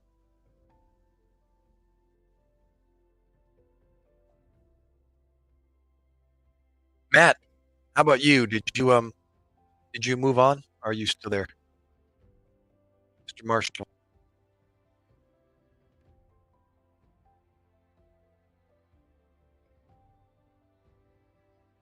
You know, Matt, on that comment, huge sacrifice. I didn't realize how big of a sacrifice it was when I left. You know, you're kind of riding the roller coaster with emotions, you know, you're wondering all the time, you know, what if? And you're trying to prepare and you're trying to imagine, but you really don't know the effect of everything, you know, the snowball effect it has, not only on you, but you know, on those that know you or those that love you or those that you know, your family if you have one. Well, everyone's got a family of some sort, you know, mom, dad, brothers, sisters, or something of the effect, grandparents, animals, employees, those that know you, those that don't know you, friends, family, until you're there or until you get home. Right? Like in my case, I didn't, I heard about, I heard about things that I never knew somebody was going through while I was gone. You know, what my son was going through, the tears that he shed after I left. You know, I didn't know about that. I didn't know about it until I got home. And then my wife told me, oh, by the way, or actually, sorry, it wasn't after I got home. It was once I was in Iraq and I was talking to her on the internet or on the phone. And then she tells me, you know, what happened after I left. And you're just like, didn't see that one coming. Really? Or, you know, your mom or your brother or your wife or, you know, you never know what they're going through. And it's probably better you don't know until after the fact. But yeah, you don't realize how big of an effect you had by being gone 7 months.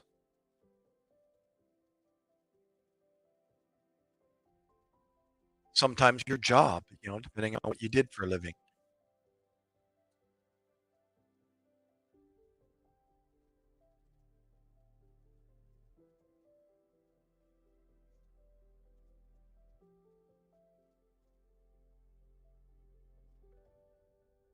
Ah, Matt, you're still here. Good to go, Matt. And I'm sorry, Matt, you told me a long time ago where you're from. Are you up in Washington? Are you the one? I'm scrolling back, sorry. Um, yeah, I think I'll just wait for you to tell me again. I think it was you. You're in Washington State, correct? Oh, you're South Florida. Who was it in Washington State? Do you remember? Somebody up there said Washington State. But anyways, South Florida. My daughter's in the Port Richey area, Clearwater Lake. What lake is that on the Gulf side? Um, I just fished there. I went down to visit my daughter and my grandkids and her husband. and fished in lake. What was it? Big old lake outside of right right next to the golf course that her my brother and my son-in-law's dad and mom live. Oh, you're on the west, on the other side, West Palm Beach area. Gotcha, gotcha. Yeah, you're on the east coast, correct, of the peninsula.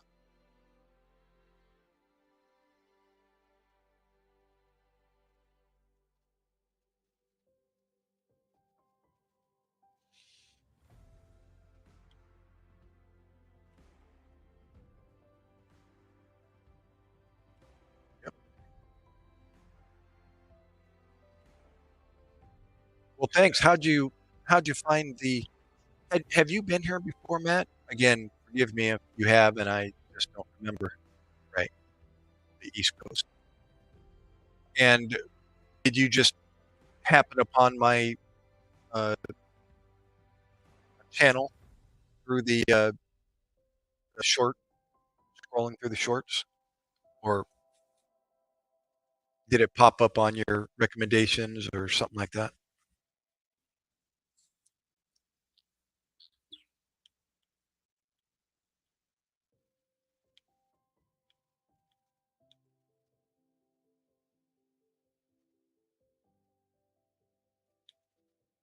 And what age group are you, Matt?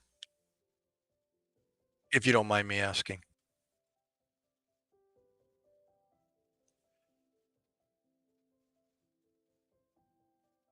Oh, cool. Oh, oh, nice. Thank you. Awesome. Yeah, that everything seems to be going towards the TikTok format, isn't it? Oh, 55. All right. Well, you'd be my younger brother. I'll be 62 in August 19th. I actually chose, Matt, to start collecting my Social Security. 62. That's the first and earliest age we can collect. And I'm not getting very much, so I decided let's just do it now, and it'll supplement. It'll be an extra paycheck in the bank. To actually, we're thinking about buying my son a car, and I can use it to make a monthly payments so he can have a car of his own. He's 19 now, so it'll help out.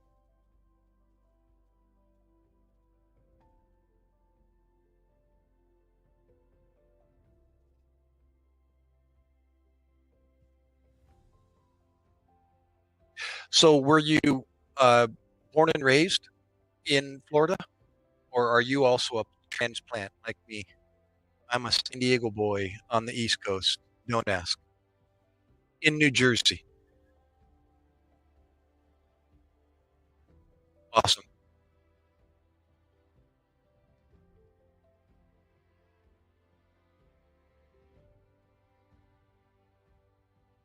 Yeah, life events brought me to the East Coast. My wife's family is here in the south part of Jersey, and I resisted. Oh, no way! I'll be dang. Cool. Well, my speaking of Wisconsin, um, my daughter, the one in Florida. How ironic is this? And her husband, his mother and father are from Oshkosh, Wisconsin, and they've got a summer house up there, and they've got a house down in Florida. Imagine that. What do they call that? Snowbirds, right? They go back and forth throughout the year or throughout the season. Yeah, so I've been to Oshkosh, um, just visiting, driving through, stayed at their place for a night, did some fishing, and then continued on through. Yep. And went to an air show, or no, you went to the air show there in Oshkosh, um, annual air show, big air show there. I think it's Oshkosh is where the air show is. I was thinking of doing the ferry routine, the EA, yeah, from Michigan to what's the port there? Is it Oshkosh or it's a I forget the name. Starts with a L or no, I forget. You might know it. What's the ferry? I know there's a couple of them, but what's that popular ferry? It goes from Michigan to Wisconsin. I was trying to get my wife to Manitowoc. That's it. That's it. That's it. That's in is Manitowoc in Michigan or that's in Wisconsin? Anyways, that's the one. And yeah, it just seemed like a nice, thing to throw into a vacation. We have friends in forget the name of the place in Michigan, South Michigan. And instead of going down and around the lake, what is that lake? Is that Lake Ontario? No, not Lake Ontario. Uh, is it? It's the lake that you got to go down and through Chicago and then back up. Instead, go across the lake. Oh, no way. The only operating steamship, Lake Michigan. Oh, okay. Of course. Is that Lake Michigan? One that divides Illinois? I mean, yeah, Illinois from Michigan. That's Lake Michigan. The one, the big. Uh, is it? Yeah. Okay. It's Lake Michigan. I guess my geography went out the door there for a second. Yeah. So yeah, instead of going down and around, we were just going to go straight across. And I thought, that'd be a different thing to do and see and experience. And we never did. So maybe another time we'll do it.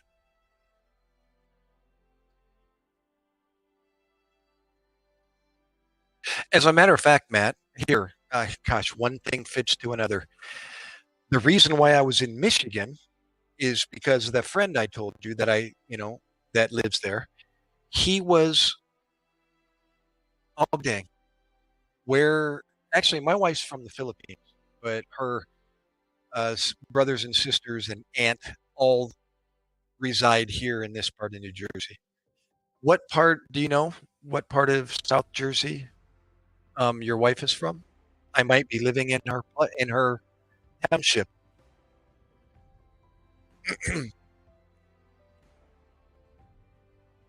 I'm 10 miles outside of Atlantic City. Literally. I think it's just about spot on 10 miles from the house to the boardwalk to Trump Plaza.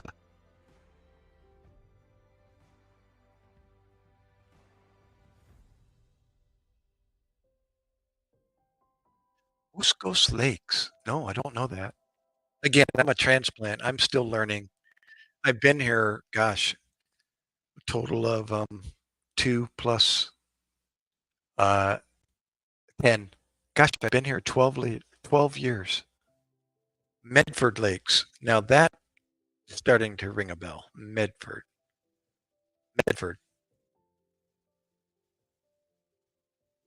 I'll Google it. I took on bass fishing of all things since I've been here, and so now I'm always searching Google for bodies of water. So, oh, near Marlton. Gotcha, gotcha. Now, see, Marlton, I know, and that's probably where I heard Medford Lakes, but I hadn't heard Muscos Lakes. Now I got to look that up. Now you got me curious. What is Muscos Lake?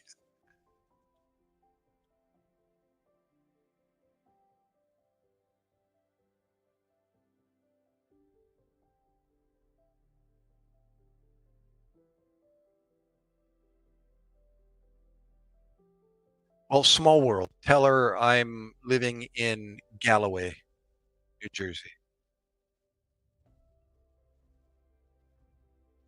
Kind of the Egg Harbor Township, Mays Landing, uh, Northfield, Absecon, Galloway, kind of all the connecting townships, communities that make up this part of Jersey. Oh, it's a typo. Okay, okay, gotcha.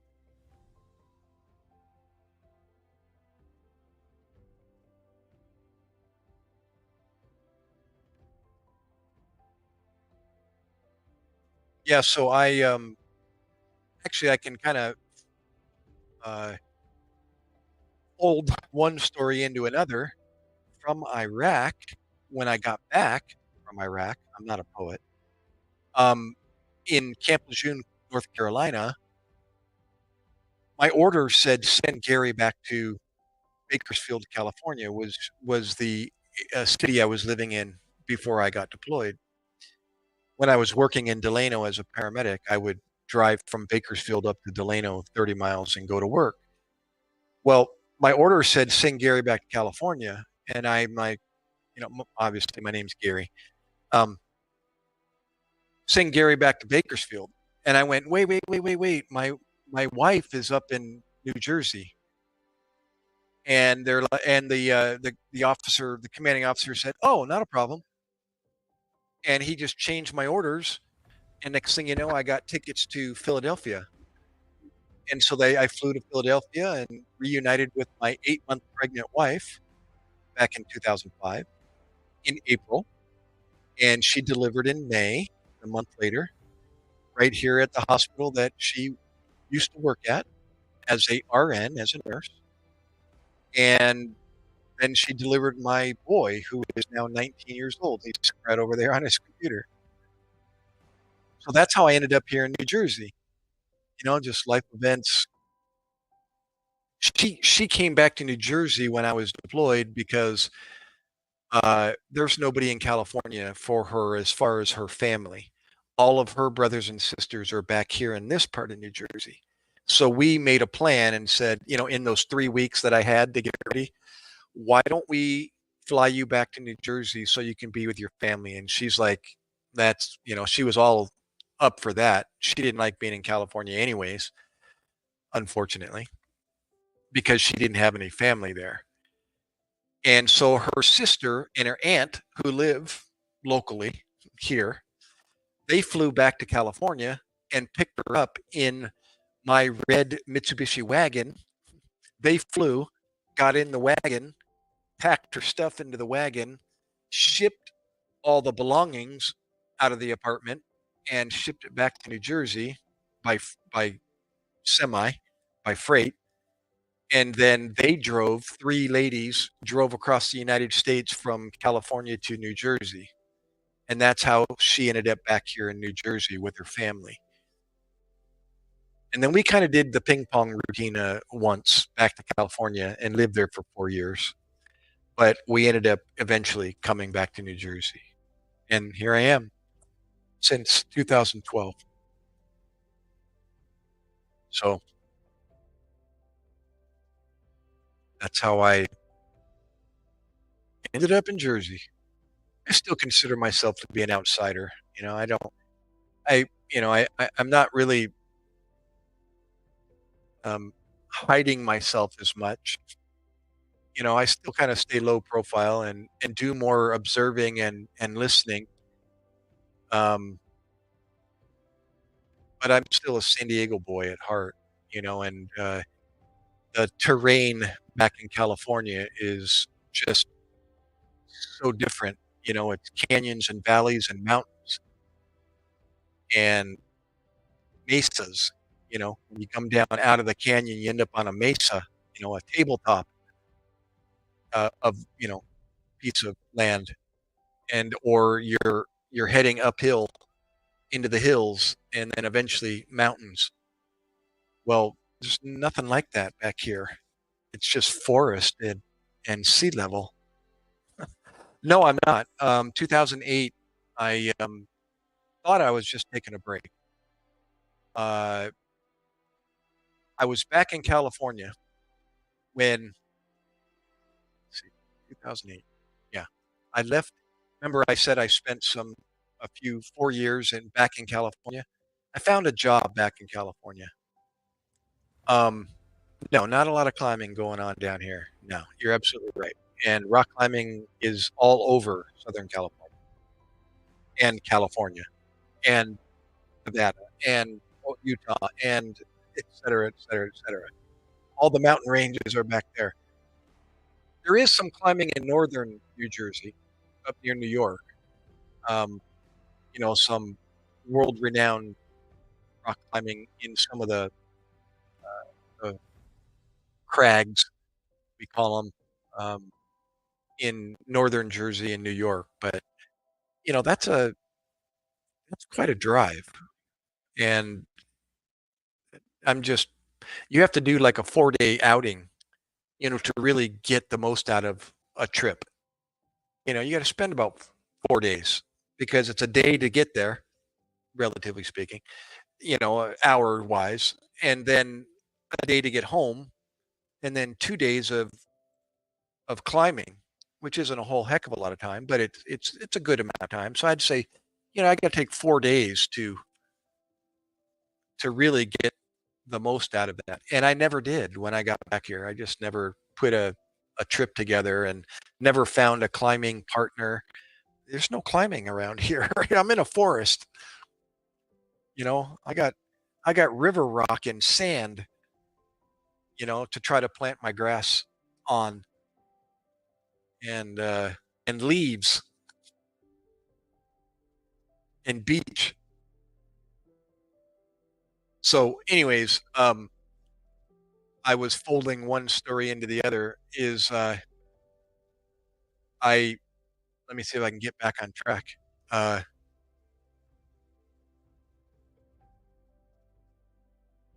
yeah, what was I saying? Oh, are you still working? Yeah, so I had to look at the chat, and your post brought me back on track here. Um, so I found work back in San Diego, thinking, why wouldn't anybody want to move back to San Diego? I know I do, and I thought, my wife's from the Philippines. The Filipino culture is like a mecca in Southern California. So I thought that would be an easy sell. She would find friends. Uh, we found a church back there. We were already, I did my homework and I was behind her without her knowing. In hope, my plan was to get back to California. So I got everything in place.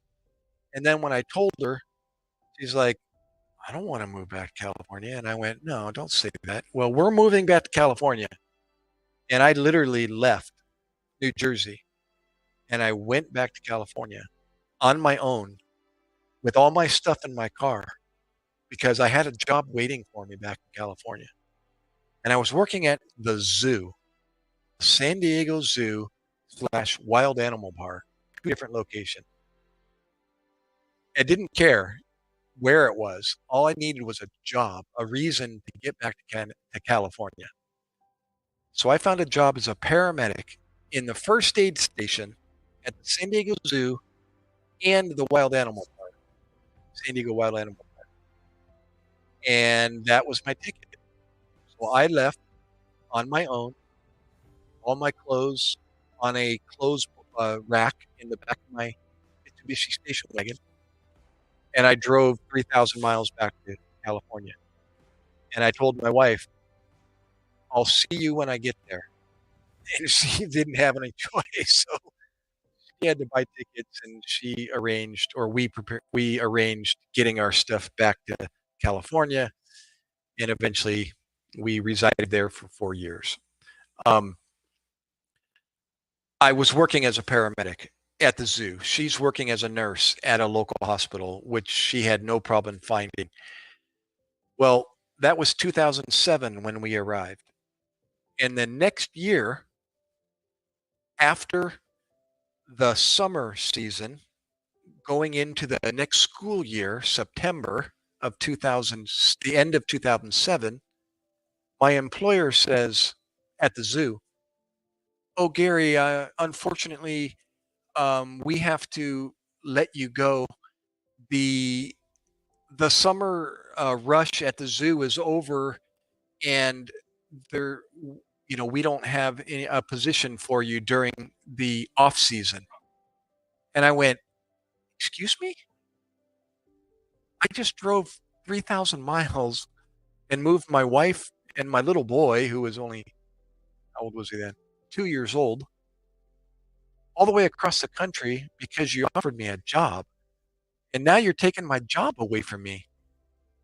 I'm like, "Really?" And we didn't have a very good meeting that day. And he ended up throwing his keys at me because I kept interrupting him, apparently. His name was Jack. And yeah, I got pretty pissed off. It's like, what am I going to do? What am I going to do now? Thank God my wife's a nurse. I had to ask her, "Honey, you need to go full time." She was doing part time and I was doing part time. And we were, making plenty of money. And now I'm not working. So she had to go full time. And I started thinking, what am I going to do now? Do I continue to look for another paramedic position? Or so I asked her, "Can you go full time while I try to figure out what I'm going to do?" And she's like, "Yeah, sure." So she goes full time, and here it is, 2024, and I haven't worked since. 16 years. Ended up being a stay-at-home dad for my son and everything else that goes with that. Yeah, it was. It was pretty suckish. Yeah, he literally threw his keys at me. Well, he threw it near me up against the wall to get my attention, but I was like, "Okay, Jack, I'm done. Like, I'm really done now. Not interested in coming back to work for you."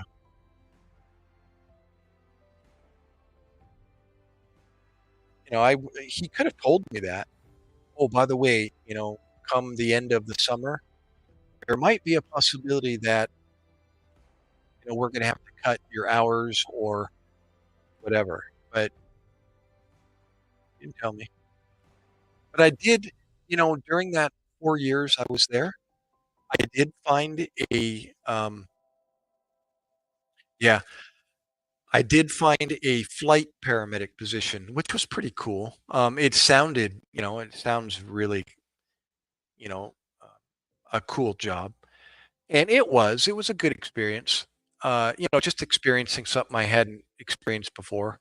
It wasn't on a helicopter, it was on a fixed wing or fixed wings, plural, either a Cessna or a Mitsubishi turboprop. And basically, it's just an air ambulance, and we're transporting people from point A to point B. A different set of priorities, a different uh, set of skills, I guess, and more of a knowledge base than a set of skills. The skills are still the same. It's just you got to learn about what the body does at altitude and pressurization, and an airplane that is that small can only pressurize up to or down to 1,700 feet or 1,800 feet or more, depending on what altitude you're flying at. And that has an effect on the body. So you got to go back to school and you learn a little bit about flight physiology and get it not only on yourself but on your patient. And being up in the air, it wasn't glamorous. It ended up being quite boring, uneventful, for the most part. I encountered some. Matter of fact, I've got now more stories in my head thinking about being a flight paramedic.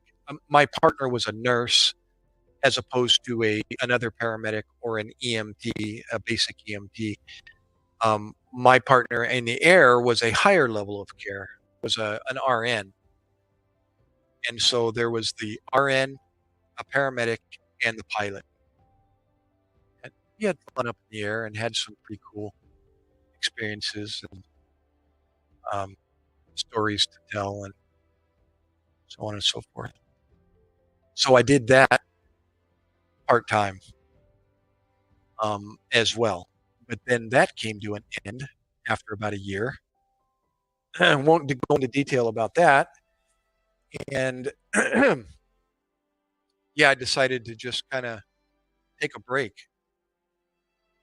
I even remember telling my wife, I don't know if I'm done. I was I was kind of getting to a point where I was encountering more politics than before, and it was my own doing. I put my pride in my back pocket. A lot of it was my own doing. The friction that I encountered was because of me. But nonetheless, I was experiencing it, and I didn't want to do that anymore. I didn't want to encounter that anymore.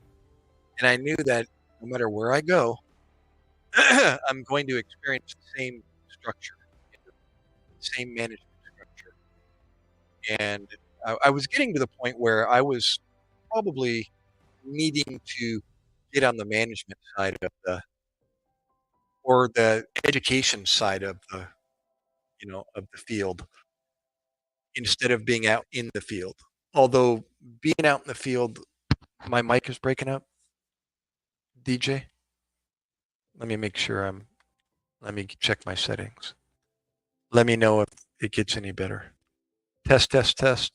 It it might break up due to my internet. So hopefully it doesn't break up too much. You know what? Let me change something. Instead of instead of it being auto setting, let me do a manual mic volume.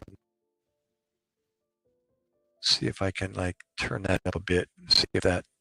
Hopefully, I don't blow you guys' ear out by doing this. Okay. Well, hey, GJ, thanks for good to go. Um, yeah, I actually thought about stepping away from the field part of being a paramedic, and more being on the education side. But being out in the field is really that's where, at least for me, that's where I excelled. I really liked that whole puzzle, putting the puzzle together, and that's what being out in the field was like. You're walking into scenarios that you are totally unfamiliar with. Well, no, I shouldn't say totally. Everybody's home is different. Everybody's scenario, where they're at when they get sick or injured, is different. Whether you're outside, in a car, in a house, in a trailer, uh, on a boat, been there, done that, responded to boats a few times, on a motorcycle, out in the boonies. End up, yeah, I got all kinds of calls in my head now. We responded to a motocross area, and the person that was injured was way out in the middle of nowhere.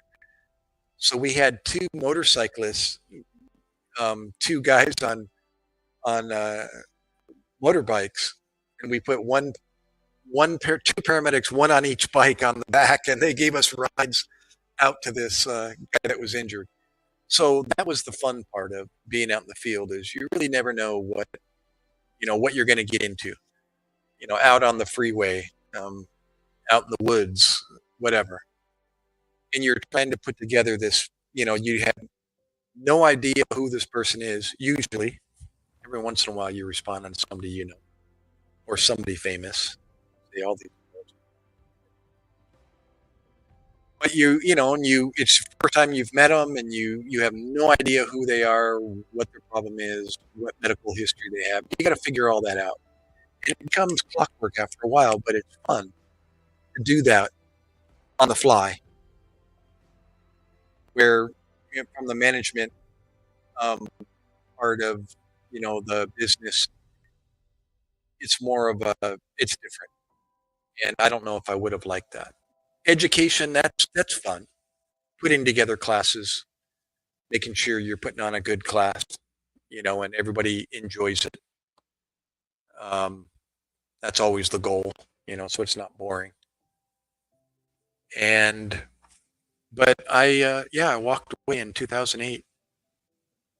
I kept my paramedic license up for many years after that, but then eventually it just kind of went by the wayside. Now, if I were to go back into the business, I'd have to go back to school and go through certain portions of the training again to get my license back up to speed. So.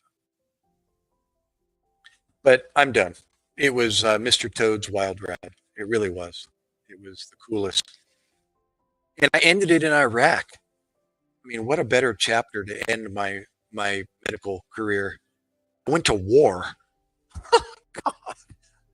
Now, as far as my medical experience during war, it was actually the most boring camp out of my life because nobody was getting sick or injured. Well, very few people were. So again, the morbid part of my job is what am I doing if you're not getting sick or injured doing this?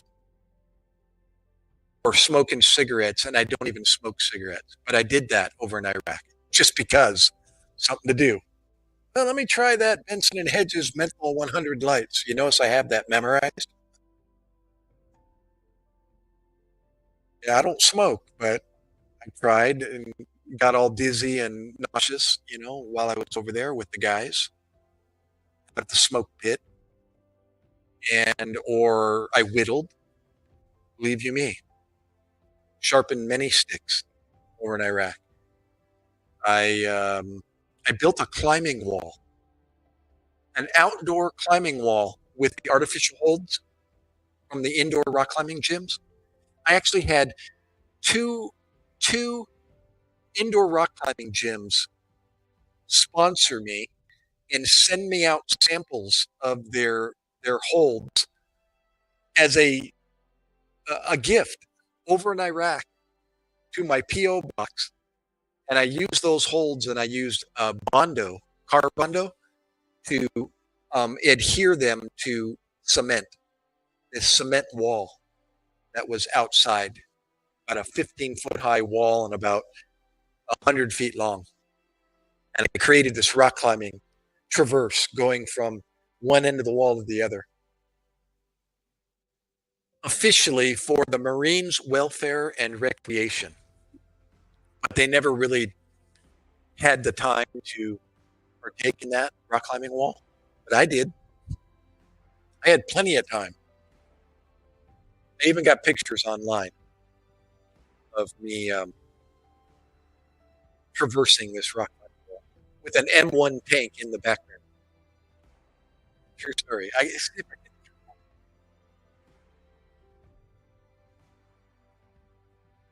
Name the show. Start an IV with DVW. Oh my gosh. Emergency 911. Roy and Johnny. And Rampart. That's the name of the hospital. Is that the name of the hospital? Rampart. Rampart. It's Engine 51. Truck 51. And what was the name of the nurse? That was is that Judy? No. Um, uh, uh, Patsy? No. Uh, what was her name? Doctor. Yeah, Rampart. Doctor. Gosh, I used to know all the. Now you're bringing back great cool memories, bro. Isn't this funny how one one comment will lead to another memory? Now listen to this. This is cool. Because of that show, my preceptor, Mike Williams, Dixie. That was Dixie, the nurse. Oh, and Dr. Brackett. That's right. Love it. Ah, that was it. Love it. Dude, loved it.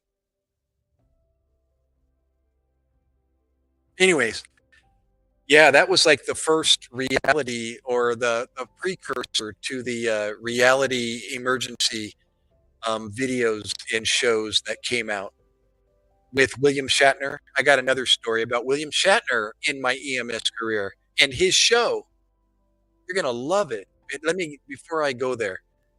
Um, because of Emergency 911, or was that the name of wait, what was the name of the show with Rampart? That was Emergency 911 was with William Shatner.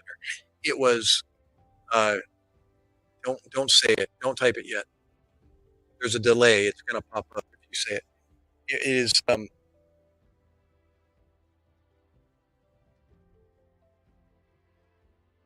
gosh, you're gonna type it. I know you are. Emergency. Oh, it was just emergency with an exclamation point, right?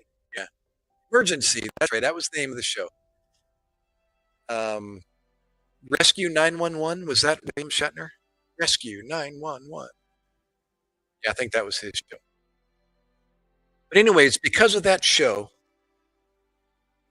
in San Diego, California, on Berwick Drive, I even remember my address. Across the street was a good friend of my brother's. Actually, it was a friend of his younger brother was a friend of mine also, but um, the eldest boy was one of my brother's best friends. His name was Mike Williams. And at an early age, we all used to watch Emergency. And Mike was especially unbeknownst to us. Mike was especially fond of that show, and he really identified. And you know how a young boy will dream to be something when he gets older. Well, apparently Mike really took to that show, and he wanted to be just like Johnny and Roy. And when he graduated from high school at 18, he ended up being the youngest. He ended up becoming the youngest graduate at UCSD Medical Center, University of California, San Diego, from their paramedic program, which was like paramedic. I forget his story. I want to interview him. I still want to do this on this channel and make this channel a an official channel that just like these military guys, interview fellow military members. Well, I want to make this an emergency medical channel where I interview either current or prior, people in the medical field, whether it's emergency medicine or pre-hospital medicine or whatever.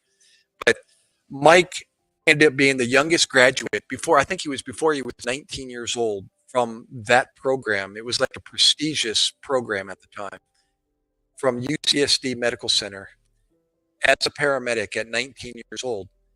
Mike ended up being my preceptor. Our neighbor across the street, he ended up being my preceptor, and I was 30. Officially graduated in 1993 from the program. So I was 31 years old. I was born 62. Yeah, I was 31 years old. And, he had already been a paramedic for 12 years at that time. Well, no, he was 30. He's a year older than me. So he'd already been a paramedic like 13 years. And he became my preceptor. I went to Southwestern College in Southern California, the city of Chula Vista. And yeah, I ended up, you randomly are assigned to a preceptor, a team of a paramedic unit, and they become your preceptor. And you're a third person as a ride along as they're teaching you the field portion, and you're tested.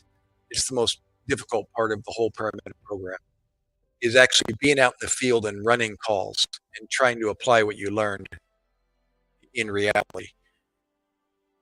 So I didn't make it through my first attempt in the field and had basically got set back. And then I asked my instructor at the school if I could have Mike as my preceptor. because I continued to do ride-alongs after I failed the first time, and I was doing ride-alongs primarily with Mike and his partner, Mike and Lisa. It was a female partner, and he was really patient and took me under his wing and just started molding me, into what he knew. And it was a blessing because although I was still nervous, I mean that's natural. He was just really encouraging, and he tried different things. When I wasn't grasping something, and then I'd eventually pick it up, and he'd praise me, and Lisa was super cool. It was more like the mother figure, at least the girl side of the reinforcement, a lady, and so I eventually passed, and they graduated me, and it was pretty cool. And so I graduated in 1993. Um, I could have graduated in 1992, but again, I got set back. So I did it again about 6 months later, the next summer, and or maybe it was a year later. And yeah, this time grasped the concept and did well. So, but isn't that something? You mentioned emergency? Starting IV with D5W. Ringers lactate. Remember ringers lactate? That's LR. Lactated ringers. Yeah, they still use that today. D5W, LR, and normal saline. NS, D5W, and LR. Yep.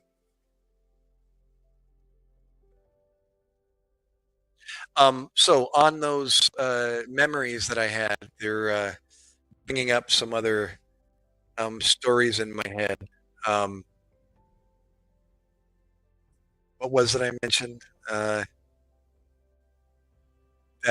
brought up another story in my head.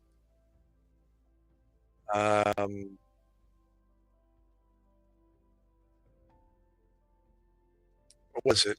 What tangent did I go off on?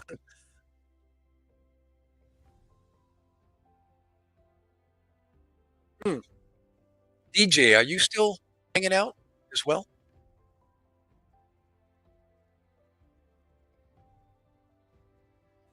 It it can be DJ, the mental part, but when you get seasoned, into the business, things start to kind of become routine.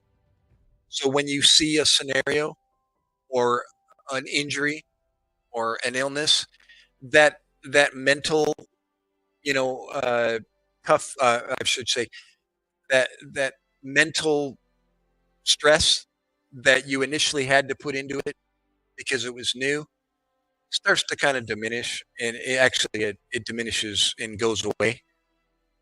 I just lost the battery to my excuse me. I just lost the battery to my camera, so I didn't go away. Let me just I'm not I don't have a hard wire or the battery. So I have another battery fully charged and I just rotate them. So bear with me a second while I step across the carpet here, put the battery in the charger and grab the fresh battery and then rotate this. Unfortunately, is kind of what I have to do. It's a Lumix um, Digital's SLR camera, and it, for the life of me, does not have a hard wire charge cord. I've tried all the ports that it has, and none of them charge, not even when hooked up to a laptop, when downloading, off the camera.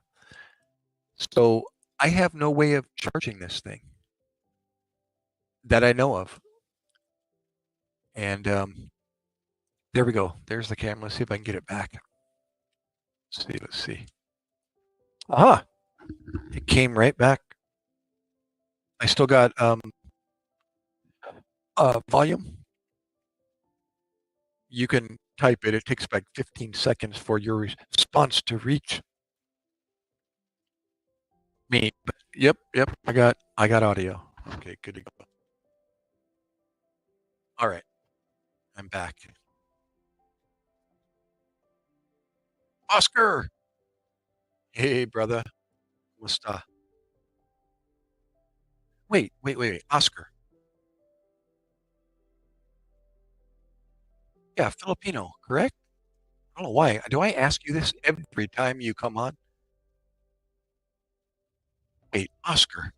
Now I'm now I'm second guessing myself. Germany? Are you the one in Germany, Oscar?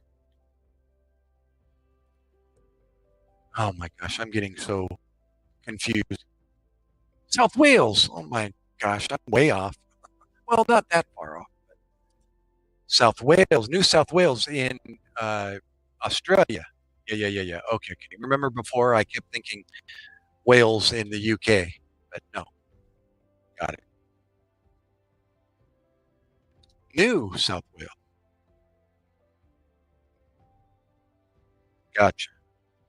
North Southwest, NSW, right?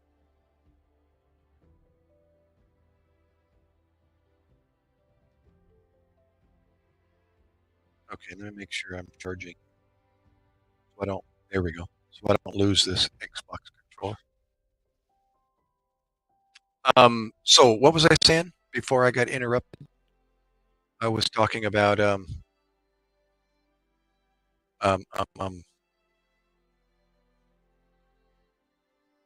we're talking about emergency 911, and then yeah, I was relating another story. What was it? Help me out, guys. Get me back on track. Ah, any more magic on ice? Did you hear that story? I told you. Yeah, what a trip. Oh, the mental side of the job. Yeah. Thank you, Matt. Yeah, I was saying it goes away. You know, but you know what was the most stressful? Here's the something you guys may not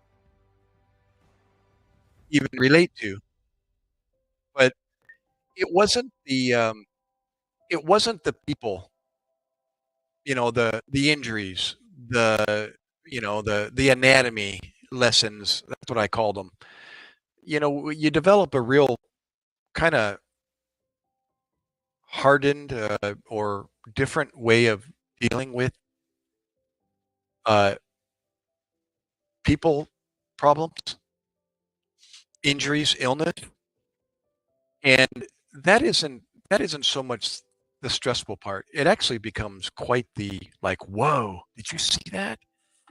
Um, Something that kind of makes your day, like a great day, a good call, is when things get really bizarre and or like that fatality motor vehicle accidents, that I ran on. That isn't stress. You know what I stressed out about the most? Not making mistakes on my my what we called we had standing orders. We have a list of orders, a quite extensive list of things that we can do and we can't do. We have I'm trying to remember, um, uh, protocols that we are to adhere to, and they're pretty strict and stringent and detailed. That was the stressful part for me, was remembering. There's a lot of memory in medicine, especially out in the field. You don't have access to volumes and books and PDRs. They call the personal desk, desk references, and dictionaries and medical, you know, um, manuals and so on to look up stuff, or even drug calculation books, or a computer, or I mean, a um, can't think of the word, a calculator. So you're doing a lot of this like by memory, and that was the stressful part of the job. Just making sure I'm not making a mistake or I'm not going over my boundaries. Because when you do that, you end up hearing about it and you end up being critiqued and you end up in the supervisor's office, and then if it's a really significant mistake, then you start getting written up and you're going through, and then it's just like a place you don't want to be. Nobody likes to be in the principal's office. And so that was that was the difficult part for me. Just making sure I was staying within my um I'm still thinking of a word that I haven't used in such a long time. Not going outside my protocol. Um, Maybe it'll come to me as I'm talking about it. Because there were times when I was like questionable, making questionable decisions, and so I would document it, and then for for the improvement of everybody and for case studies, so that sometimes they take your case, it's a real interesting one, and they'll use it for what they call a case review. And they'll actually have a class, a continuing education class for a class, and or for us paramedics, and we'll get continuing education by attending these classes. And continuing education is required. So if it's time to get some credits, you need to start looking for continuing education credits to um, to satisfy those credits. And case reviews is one way of getting those credits. And they might just take your call and use it for as a case review. Now that is just an opportunity to, you did the right thing, and or it's they'll propose it to the class and they'll say, did they do the right thing, or what would you do different? It wasn't so much did they do the right thing. They wouldn't choose that as a case review. They would just take a case that was like interesting and there's more than one option to have satisfied, to have to run the call. And they'll propose that to the class and everyone's, raising their hand and saying, well, I think, could we have done this, or I would have done this. But there were instances when my call came up and the supervisor calls me in and he's like, hey, Gary, it looks like you ran a pretty cool call the other night with your partner, but there's one part here we're kind of unclear about. Could you clarify, what it is that you did? And then when you say it, they realize, yeah, we thought that's what you meant. Well, on that note, and then they address it as to what you might have done differently, or and then you're kind of feeling a little bit of stress over that because they don't think you made quite the best decision. And that's I was always kind of afraid of having to walk on eggshells because of a decision that I made, that wasn't quite per my, standing orders or my protocol. But it was, hey, Lynn, welcome back. Welcome back.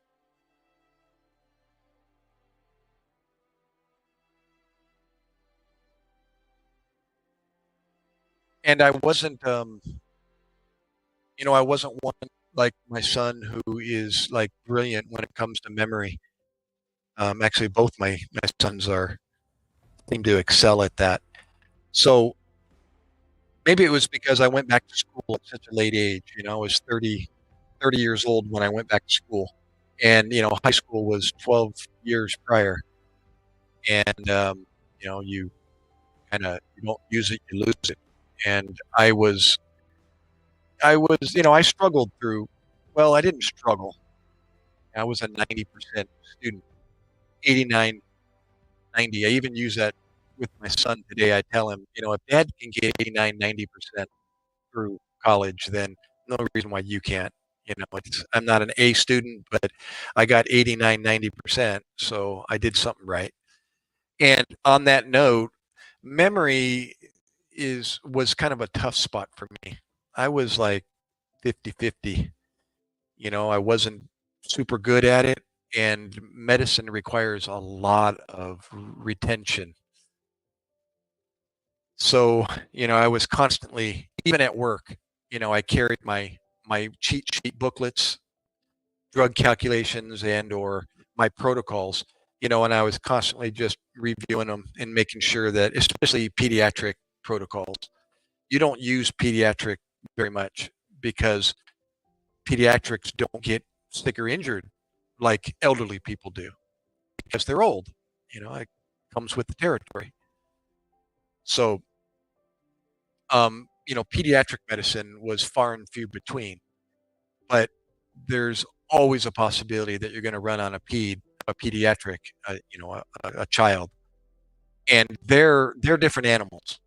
They're completely different human beings when it comes to medicine. And so you need to all of a sudden shift gears and go down the pediatric protocol. And they've got a lot of specialty things and procedures and calculations that they use to calculate stuff for pediatrics as opposed to an adult. The size of everything for pediatric is miniature compared to an adult. But it makes you super sharp, and if you can wire that without having to do what I did, then more power to you. But I wasn't one of those exceptional paramedics that could, recall that kind of stuff on a moment's notice. I was always trying to make sure that I remembered the amount, the dose of a drug during a cardiac arrest. If the drugs are like continue, if this doesn't work, you use that, and if that don't work, you use that, and if that doesn't work, you use that, or if it not necessarily doesn't work, but once you use that one and you got no results, then well, I guess it doesn't work. Then you use another one, you try another one, and I'm always trying to remember. Okay, what was the dose of beryllium? What was the dose of epi? And what's the dose of lidocaine? What's the dose of?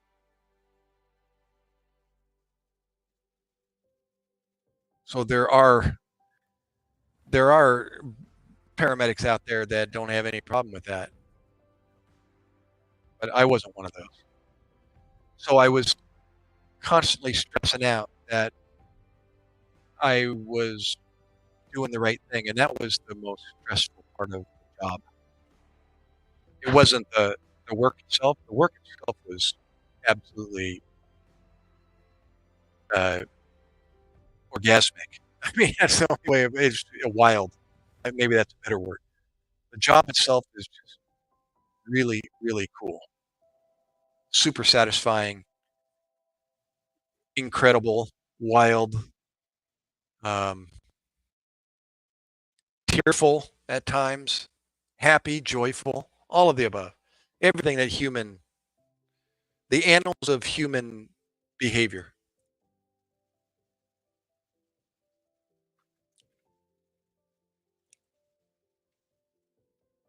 Yeah, it was super cool. That was the motivation for starting the channel, and I'm not there yet, but maybe one day I'll figure it out and start interviewing past, present, and future medical workers and talk about crazy stuff. If I can, then I've been wanting to get a hold of my preceptor, Mike. He's in California, and ask him, "Hey, Mike, let's do an interview. Just talk about stuff. Tell your story." I'm even like rehearsing it in my head. What would I say to him? Well, just let him tell his story. how he became a paramedic. Diana, welcome back, young lady.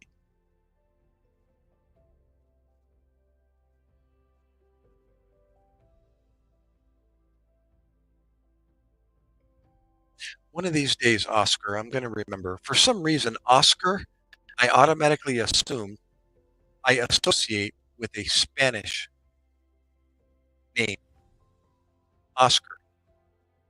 And so in this live stream community, Spanish is in the Filipino culture and, of course, Spain and the Latino nations.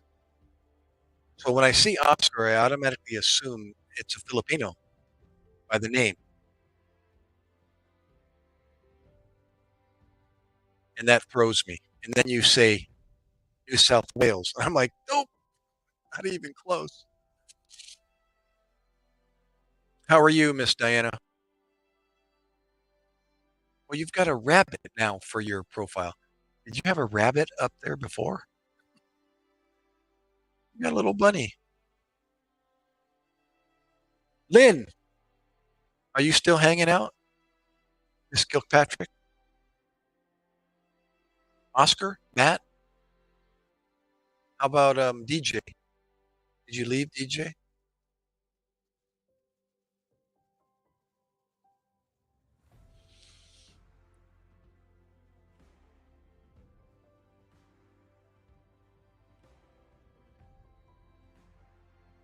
Oh, now I'm reading uh not Matt, but DJ's prior comment about hard work mentally.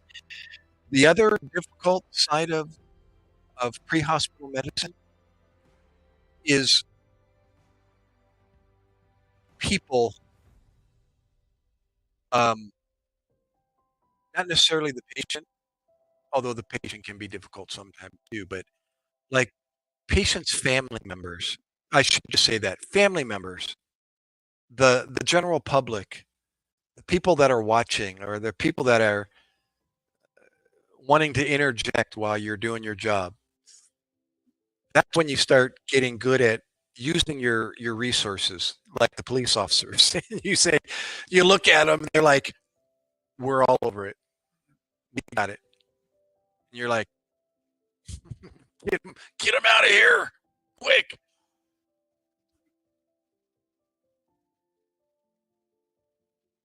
That can be stressful.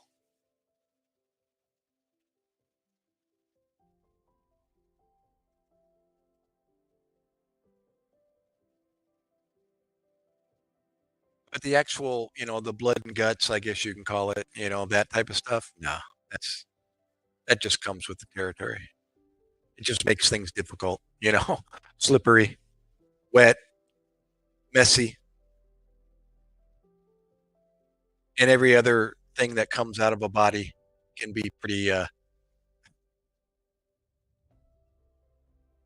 inconvenient, to say the least.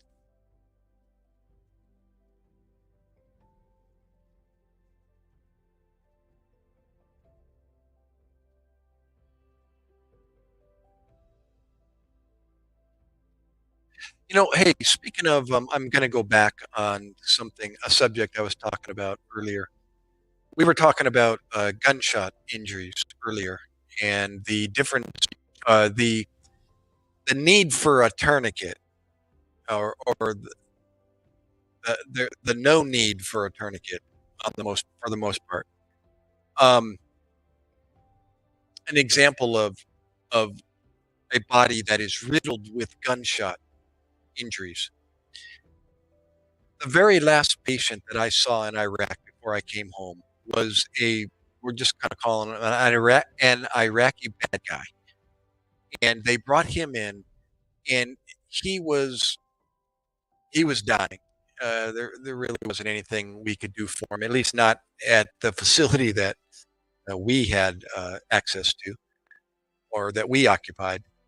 But he was riddled with M16 rounds. I mean, I bet you he had more than 2 dozen 14, 16 holes in his body, all over him. extremities, torso, chest, not through his head. Um, yeah, all over his torso, his arms and legs, feet even, were just riddled with M16 rounds. And, or I should say, uh, whatever, let's see, what is whatever the round is that comes out of an M16, 5.6, 5.67, 5.67, 7.16, 5.67. And not one of those wounds were bleeding actively. I mean, you don't have to do anything for many gunshot wounds. Just leave them be. You know, if it's not bleeding, then great, makes it easy. I don't have to I don't have to stop the bleeding. They're just holes all over his body. Some of them through and through. You know, all the damage is inside the body. All the bleeding is inside the body. You know, who knows what his abdomen and chest and all his organs inside of his torso were probably scrambled eggs. You know, but nothing I could do anything about. So you don't put any bandages over bullet holes. You know what the typical mistake is to put a piece of tape over a bullet hole or to put a bandage on a bullet hole. And then you get to the emergency room and they're trying to assess and they're cutting off all the clothes and they see all these bandages all over the they're like, "Oh, what's that? What's that?" And then you lift up the gauze and it's a bullet hole. And they're like, "Oh, it's a bullet hole. Oh, well that changes the tips the scale the other direction." So the best thing to do is just leave them alone unless they're actively bleeding, you know, and then you got to do something about it. But you know, it's good visual cues for the receiving person. It lets them know what happened. You can point it out to them. Oh, they got shot by a, you know, this or that if you know the gauge of the weapon or, and then, you know, that tells a lot about the story as opposed to covering them up and then it looks like a regular wound.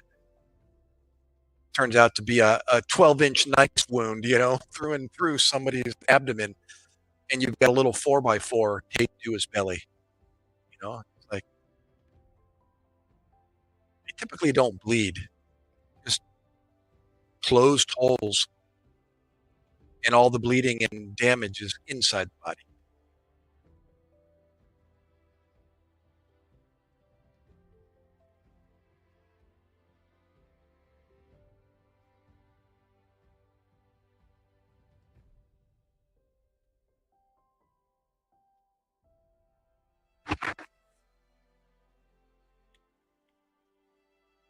So, does anybody have any questions? I see 6 set of eyeballs um, watching.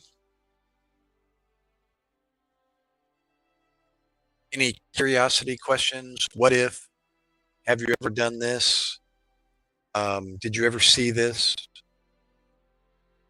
Type questions.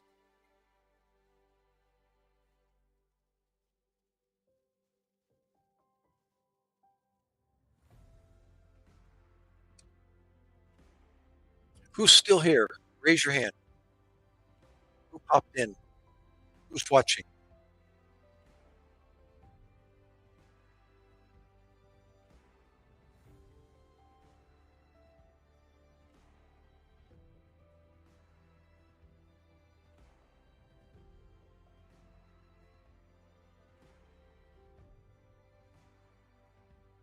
Oh, I just thought of a story that I thought of as a flight paramedic. Crazy, unexpected sequence of events. I think I told it before, but maybe there's a few out there that haven't heard this story. I've got a Men in Black story in my paramedic career. Who wants to hear it? True story, not a movie.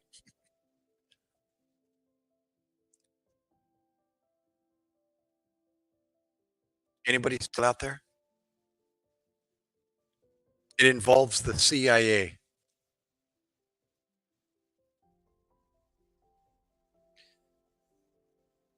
That type of stuff, that type of information, doesn't come over the pager or the radio as far as, you know, who they are associated with until after the fact. Matt says, "I have a few friends that are doctors. Um, their stories revolve around their ER rotation involve foreign objects." Why does that always come up, Matt? I got a foreign object story as well. A couple of them. Actually, you can find them on my, under the, paramedic, tab, um, the paramedic folder. I keep calling it a folder. It's not a folder. It's the, is it called again? On YouTube? Anyways. Yeah, I'll tell it now that, I've got 2 foreign object stories, and, yeah, I didn't experience them, but, only heard about them, and I'll tell you the 2 different, foreign object stories. I'm trying to think,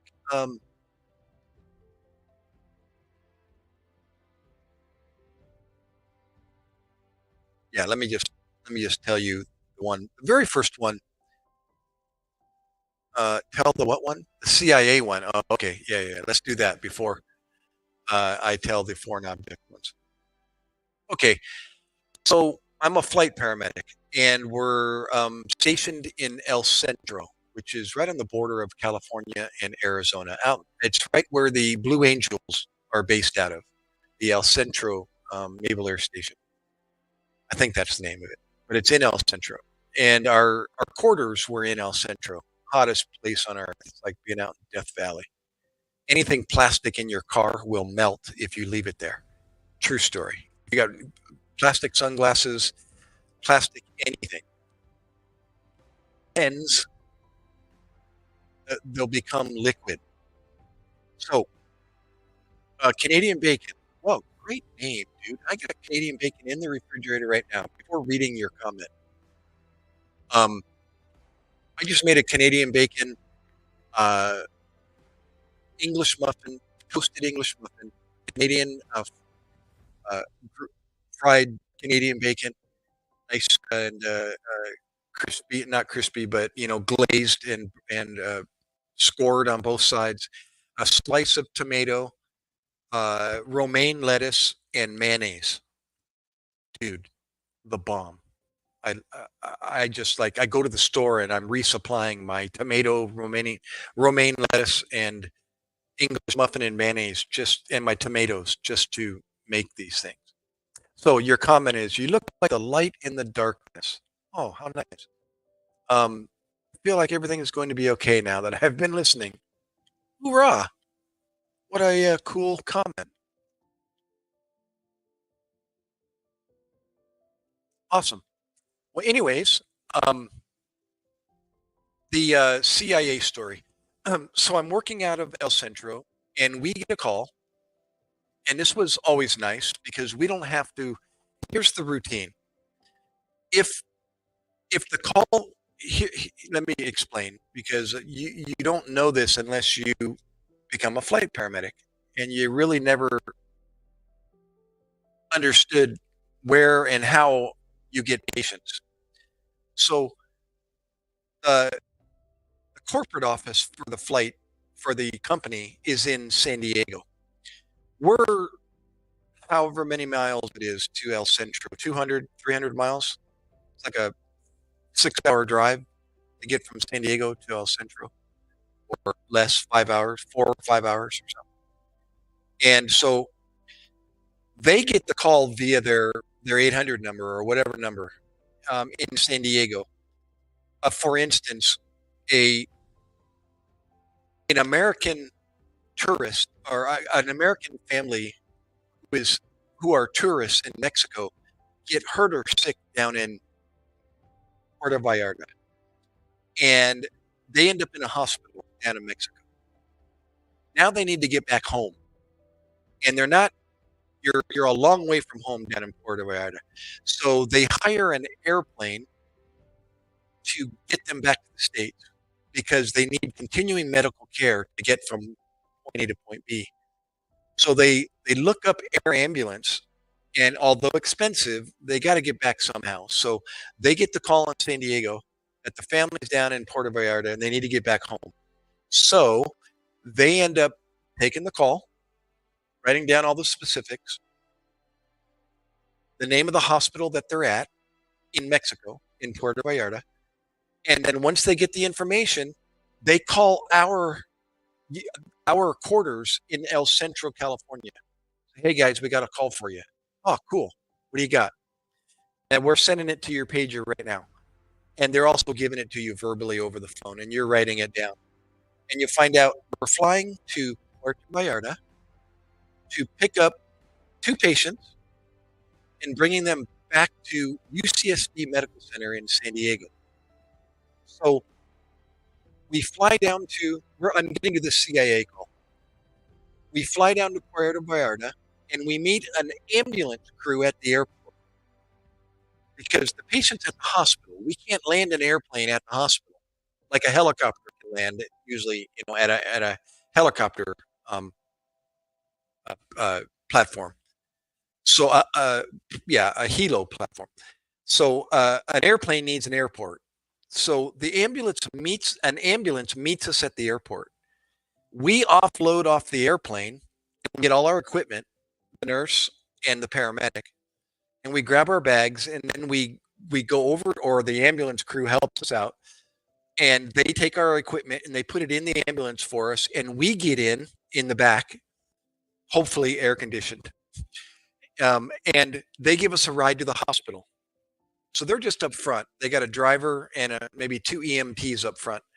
And the nurse and the paramedic are in the back. And we get a ride to the hospital. And then once we get to the hospital, we go to where the patient is. And the nurse gives us a turnover. This is what you got, what happened, what we did already for them.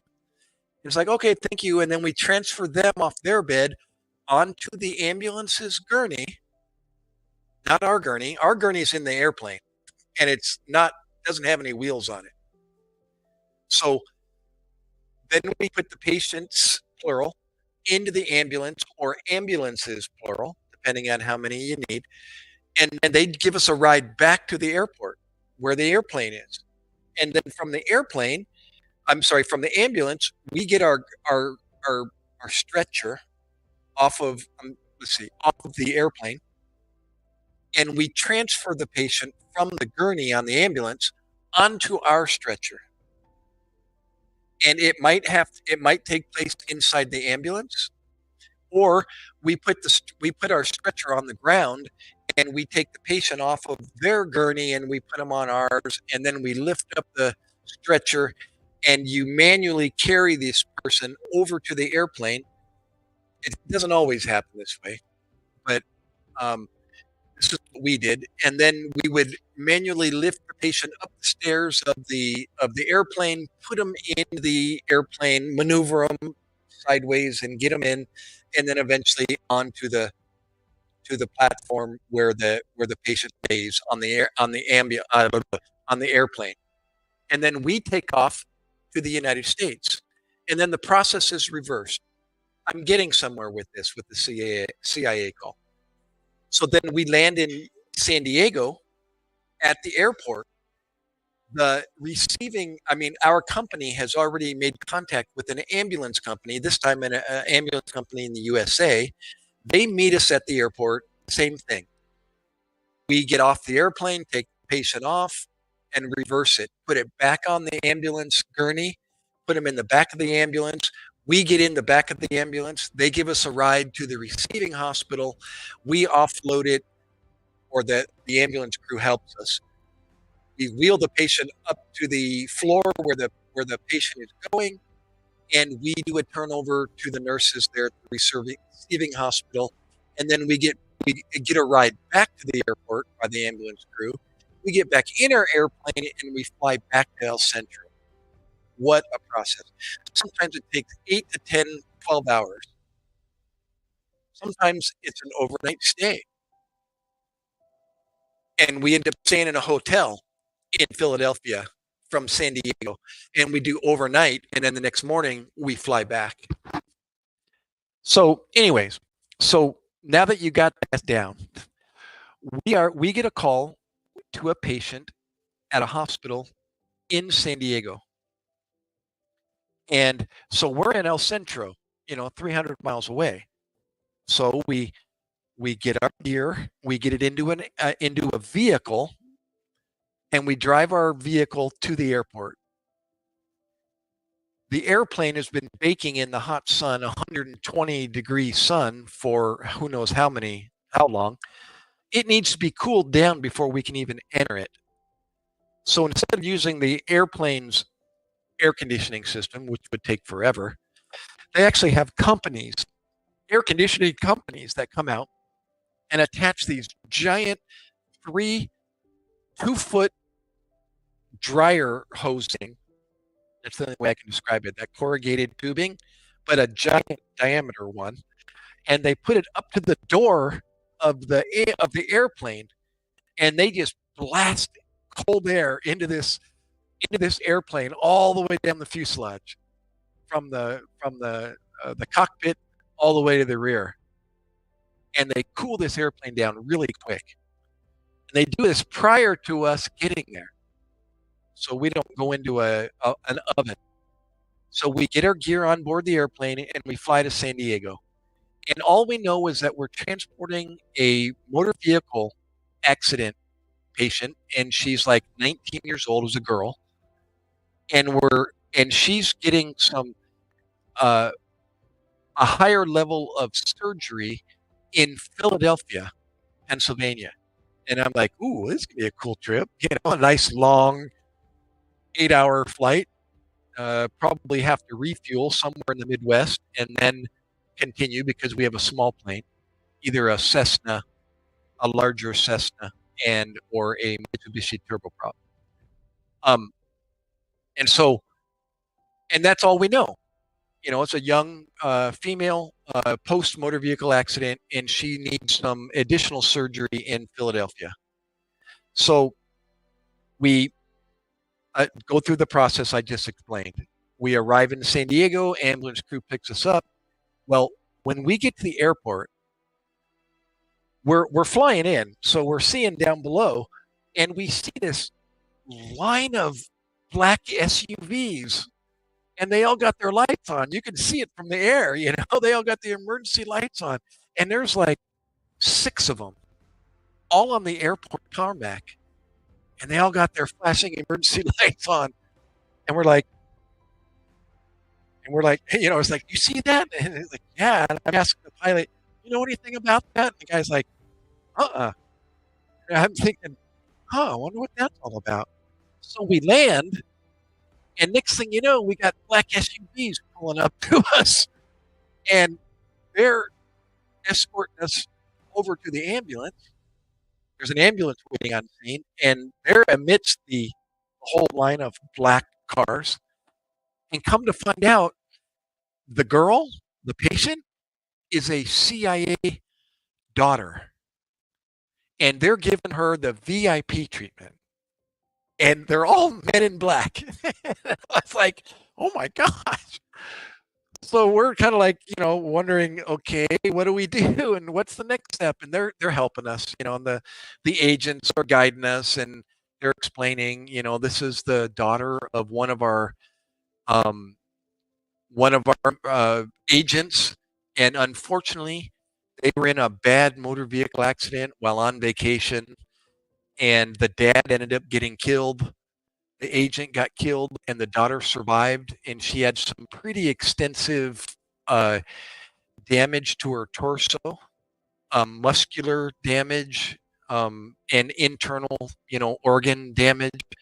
But she's fine. She's awake, and she's happy, and actually a good-looking young lady, and we're just giving her the VIP ride to Philadelphia.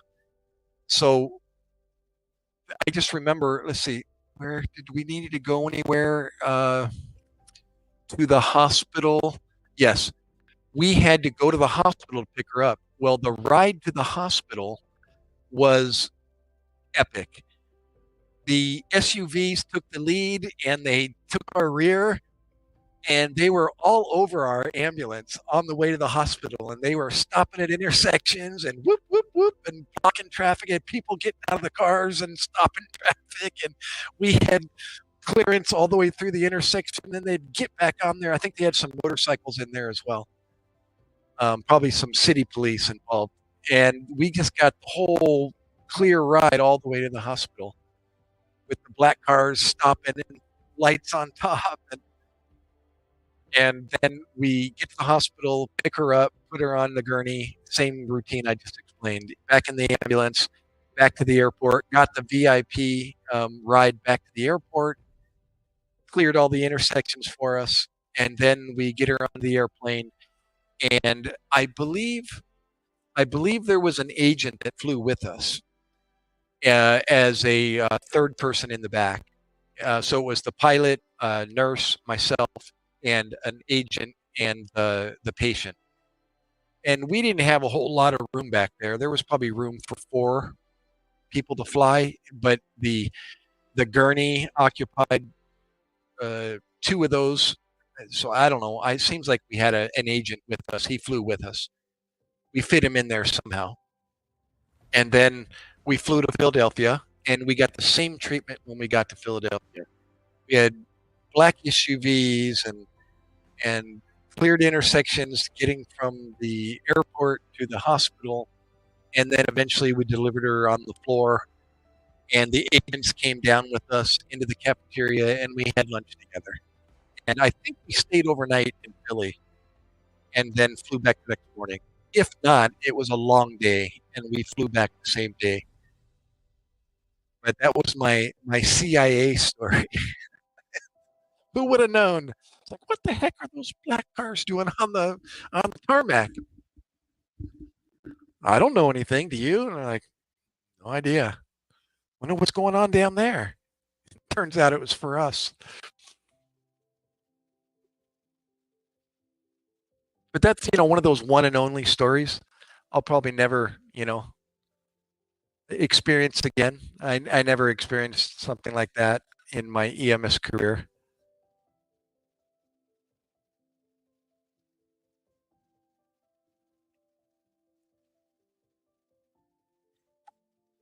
Are you still there, Canadian Bacon?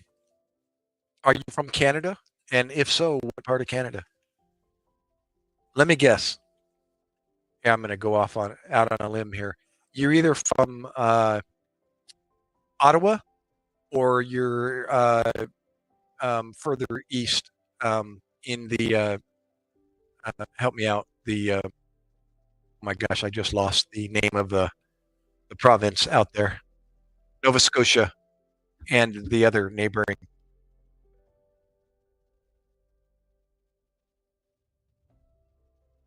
That's my guess. Or you're back in on the west side, in what's that place? We got relatives out there.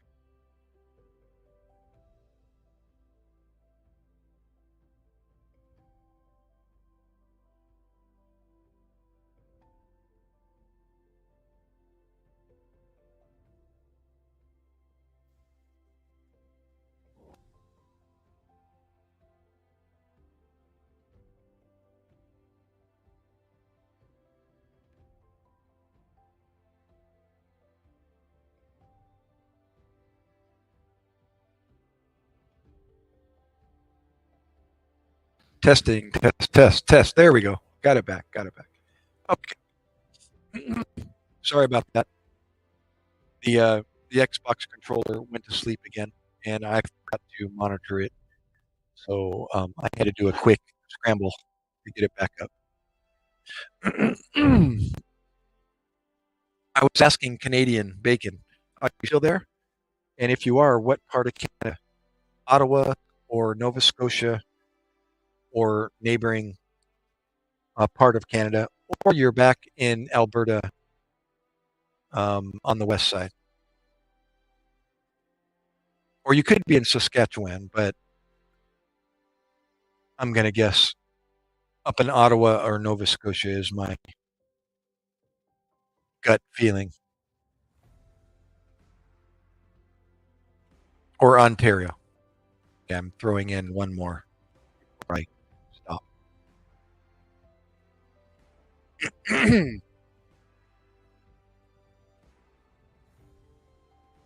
Matt, what are you still doing up? Same as me? Oh, the foreign object um, will be next if you guys are still hanging out. I need to- I'm slouching down. Mm.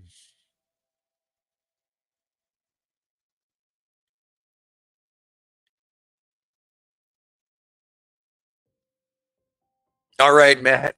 Thanks, brother, for hanging out for as long as you did. That was cool. That helps what YouTube calls watch hours. For as long as you're in the live stream with me, it goes towards, it's like somebody watching my videos. But in this instance, you're watching a live stream video. Does that make sense? Instead of watching a 3 or 5 minute video or a 30-second short, you stayed in here, gosh, a couple hours, I think, or thereabouts. And so that goes towards the amount of time your video is watched. And if you're monetized, you actually, qualify to make money. It requires you to have so many watch hours per year to stay monetized. So live streaming is a good way to get watch hours or a and to make a little bit extra cash if somebody is generous too. But I'm not monetized, so unfortunately, I don't have that super chat feature down below next to the chat box, which is available when you're monetized.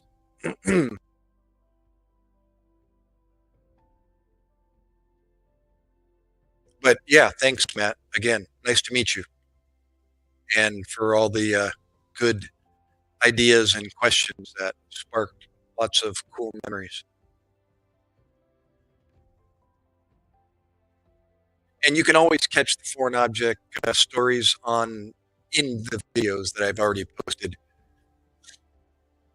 One is a Skippy jar, and the other one is an electrical cord. Awesome. Thanks, Matt, so much. Yeah, click the bell icon. You'll get a notification when I come live. You'll get a little red, you know, light up or whatever.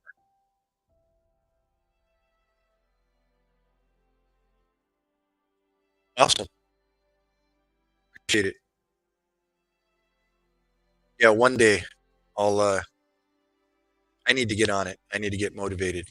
Just make a phone call and start seeing if I can schedule some interviews. And what I'll do, if you're just before you leave, what the process will be when I do the interviewing is I won't interview live like I'm doing now.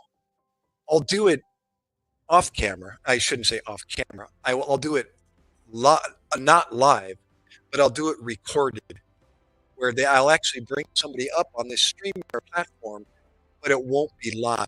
It'll just be like a messenger, like Facebook Messenger. We'll be chatting with each other on video, and he'll be next to me, over on that side, or he'll be below me or whatever. And we'll do an interview. And then I'll take that interview and I'll edit it, and I'll edit out all the if, ands, and ums, and the down stuff cut out. And then you can create a, an active video with uh, pictures or video inserts and subtitles and so on and so forth. The magic of editing. And then once I'm done editing, then I'll post it on YouTube, and it'll be for the audience to watch. The interview between me and the other person. Make sense? Yeah, it's Wolf Boy. I think you've been here before. Wolf Boy. I remember the BOI part of your name. Yeah, so hopefully I'll get something in the works. And I think once I get one done, it'll make it a lot easier. The next one and the next one and the next one. And then I can start. Oh, it is your first time? Are you sure? First time to my channel?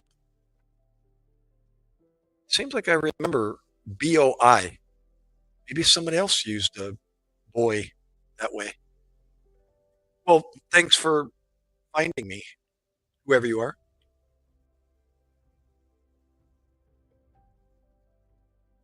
Yeah. Well, I thought about it. If I do the interviewing, I won't be telling stories per se. I would almost have to have somebody interview me, but we'll see. See how it goes.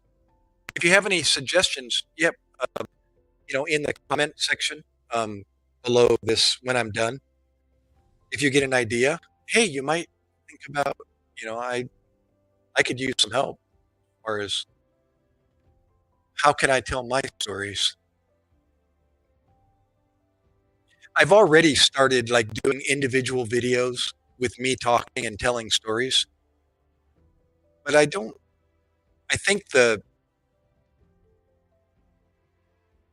where I'm gonna get followers is through the interview shows. Like these ex Navy SEALs are creating their own channels or um, so on and so forth, and they're getting people on their stage and interviewing them and having them tell their story. So yeah, if you think of something, I'll let you go and you can leave a comment.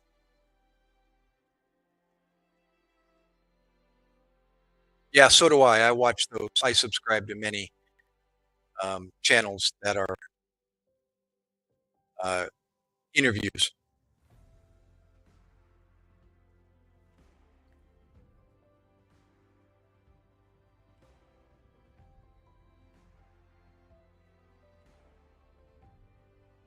Yeah, I think that, as they say, I think that's where the money is, and not literally, but that's where the interest.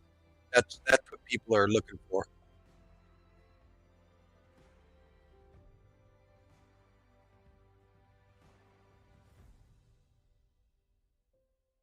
So thanks again. Awesome. Good to meet you. Yeah, I'm not live really regularly. I probably should be, but um, yeah, just look for me. If you randomly see my or the notification light, you know, show up, see who it is, and it might be me. So, yeah, Matt, me too. I actually should be in bed. I did sleep 4 hours on purpose, not enough so that I would be tired tonight. And here it is already 2:15 and I'm still not crashing. So that's a bad thing.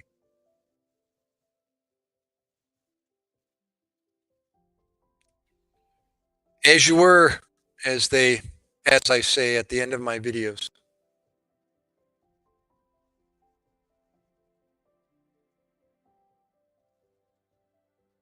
And Wolf Boy, back to you. What's up, young man? I'm guessing. I'm guessing you're younger than I am. Matt was.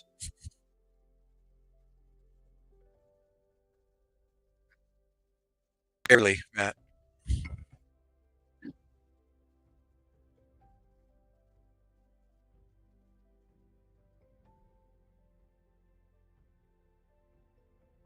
You remembered emergency, so that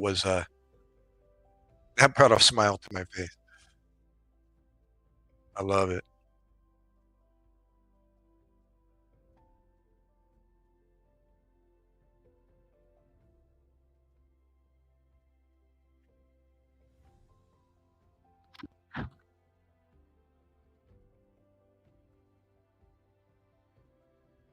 Right. Done with that cup of coffee. Doing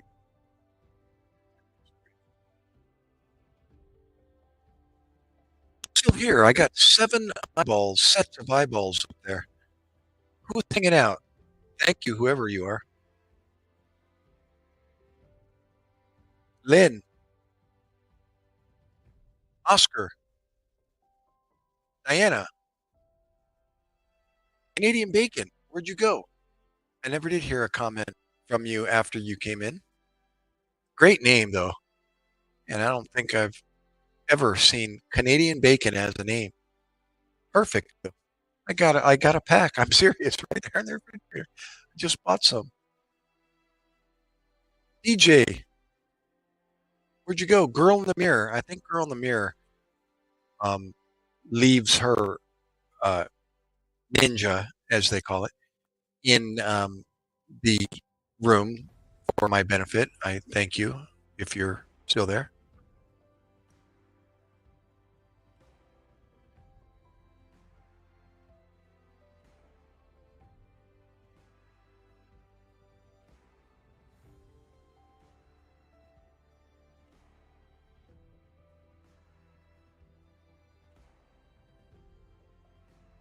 Come on in, whoever else is watching. Say hello.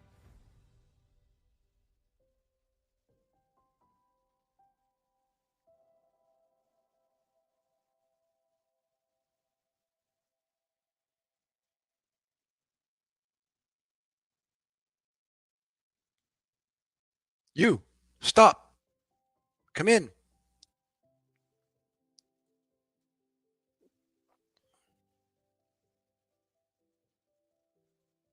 Anybody have a emergency experience of their own, either personally or with family member, or happen to come across on the road, in the sky, on the water? Hey, I got another story. There we go. I had actually a couple of people losing their fingers due to some weird circumstances. One was at a work site in a building in a stock. A young, I'm going to say he was 18, 17, 18 years old. I think that was his age, 17. He was working in a stock room, stocking shelves, taking stuff down from, high shelves using forklifts and so on, pallet jacks and everything in back of the stock room. And he was on his break, taking a lunch or whatever his break was, and he decided to.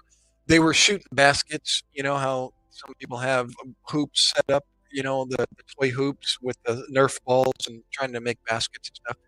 Well, he didn't have one of those, but he was um, just practicing jumping to see how high he could reach, as in basketball.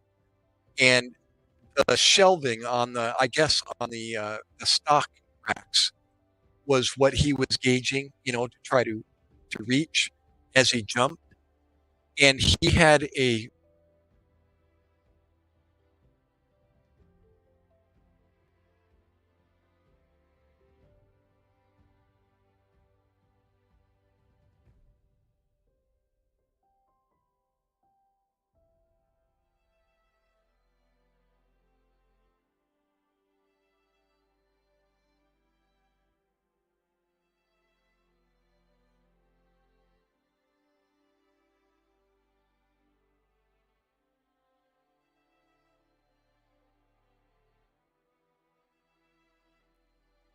okay, guys, I'm back.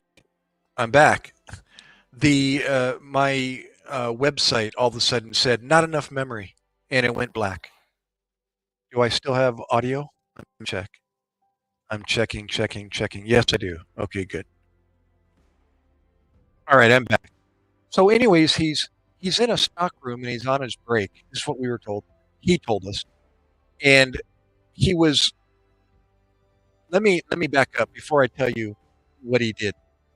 We arrive at the workplace back in the stock room, and I think they had the fold away door open in the back of the building. And there's a young guy back in the break room, and he's sitting there, holding his hand, and he's got it's all wrapped in gauze, and it's got, "Hey, Jazz, I'm telling a story, a interesting story. You want to hear? I can uh, I can start from the beginning. It's just short. A young 17-year-old was at work, and he was taking a break. I think it was his lunchtime, and he was playing around in the back, pretending like he was shooting baskets, I think, or he was jumping and seeing how high he could reach. And he was in a stock room, so they have these stock shelves, and he was jumping to see how high he could reach. Well, he was wearing a ring, and when we got to the workplace, I was a paramedic in an ambulance. We got there, and he's sitting in the break room, and he's sitting at a table, and he's got his hands up on the table. One of his hands is all bundled in gauze, a bandage, and it's soaked with blood. And he's looking at us like, you know, and I said, "Whoa, you okay?" And he's like, "Yeah, I'm good." And I said, "What happened?" He says, "Well, I was jumping in the stock room, trying to see how high I could jump, and my ring got caught on the edge of one of the shelves, and when his whole body weight came down, it ripped his finger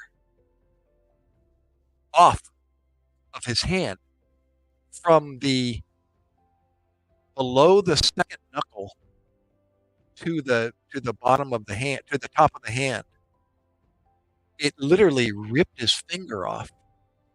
Well, the finger fell to the ground, and he said he picked it up right away, and he ran in, and he took some ice out of the freezer, and he put it in a plastic Ziploc baggie. Oh, he wrapped the finger in tissue, like toilet paper, and then he put the finger on the ice inside the Ziploc bag, and he put it in the freezer. Aw, sorry you can't hear. So he actually did the right thing. He protected the finger, he put it on ice, and he put it in the freezer. And that's when we got there, everything was already done.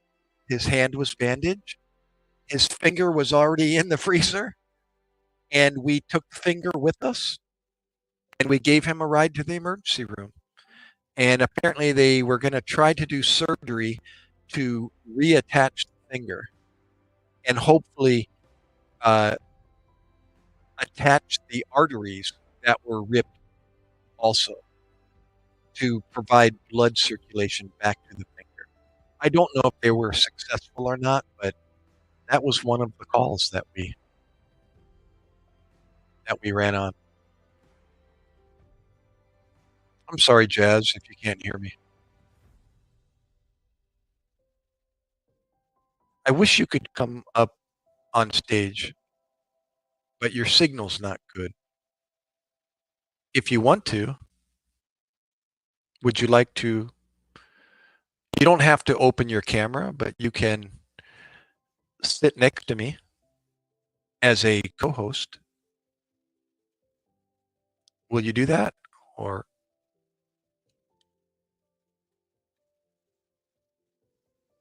I can post the hug done and you can make a decision.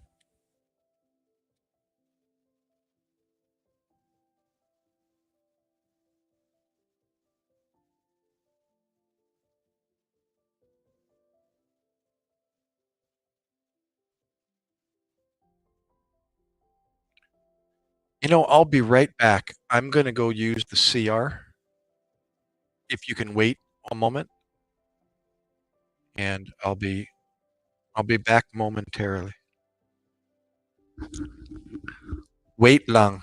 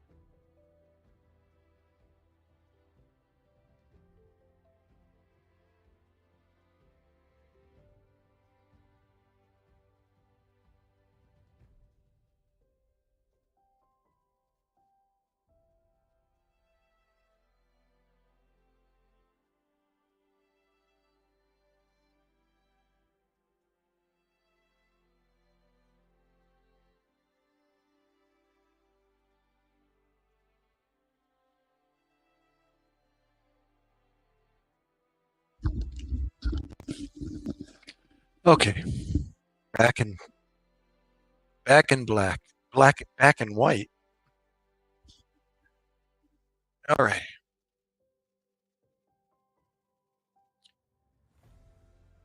Are you there, Jazz?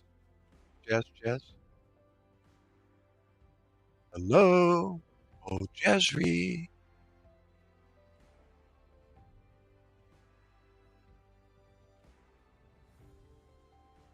Come up, Jazz. I want to talk to you.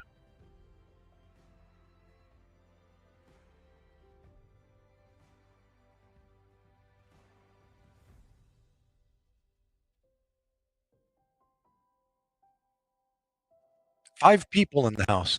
Come on up, guys. Stop. Don't skip. Come up. Let's chat. Pick my brain. Ask me questions. Tell me about your emergency medicine stories. Even if it wasn't you, do you have any experience with somebody that went through an emergency, a family member, maybe a motor vehicle accident, something you saw, experienced, anything? Tell me about it. 6 people, 6 sets of eyes. Come on up, guys.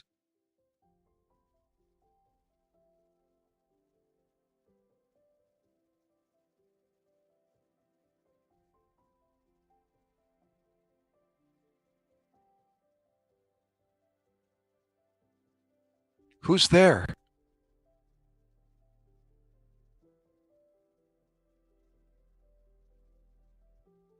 You know what? I need a snack.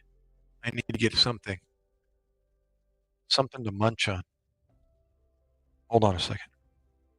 One more break here.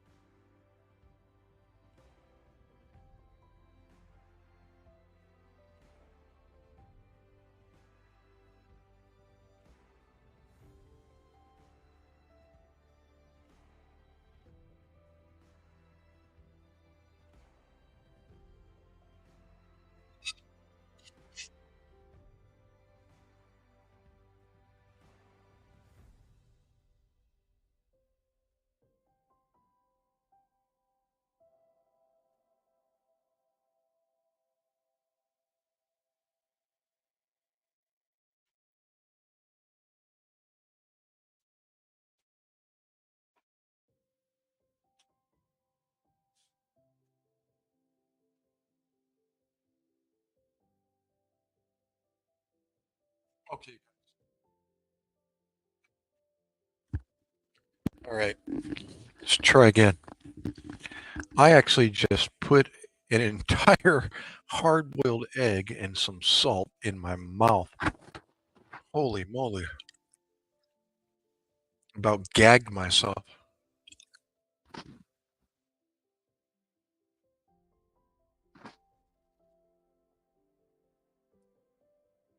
Nothing like washing hard-boiled egg away from your face.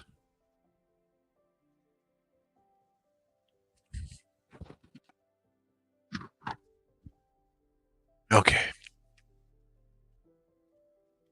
Jezri, where are you? Come back. Come back.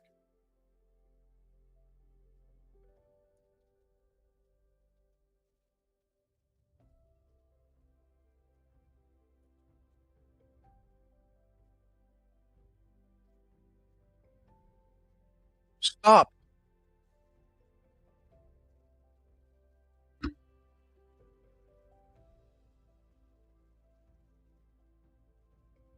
Jazz, you like my new haircut?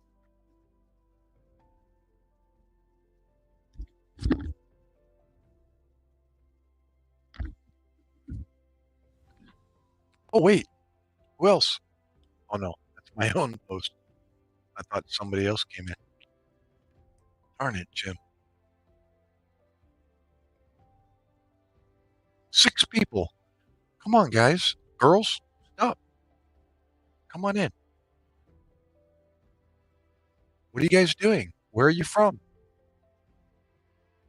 What's new? What part of the world are you from? Talk to me.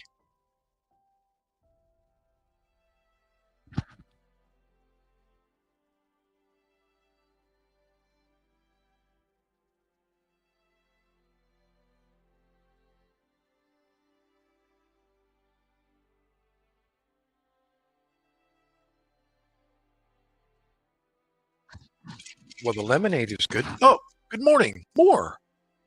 Mr. Moore. Fancy seeing you in these parts.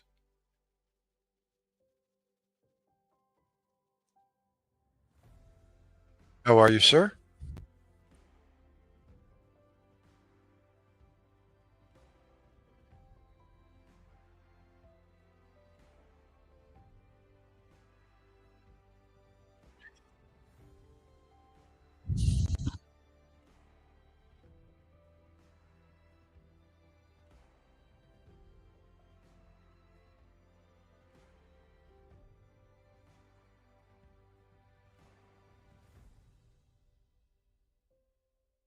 Galicia.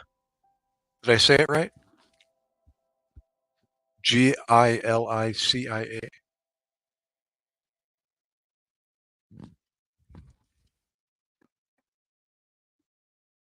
Hmm.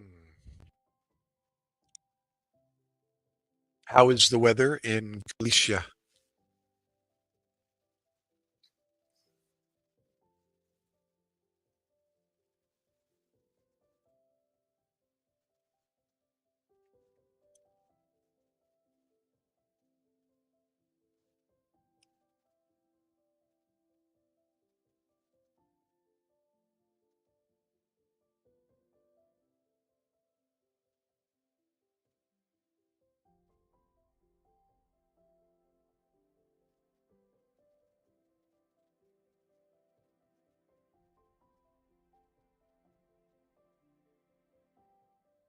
How's the reception? Some people have expressed the reception is not clear. I don't know if it's their signal or my signal.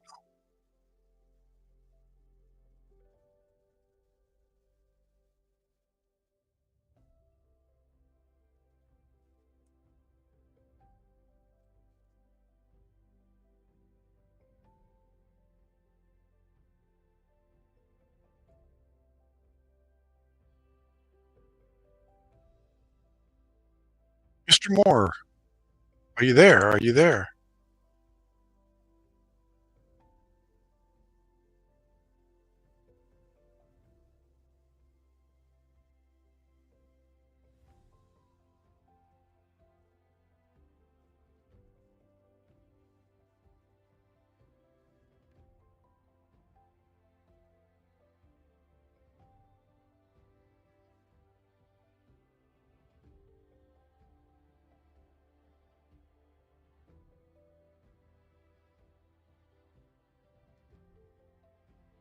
Oh,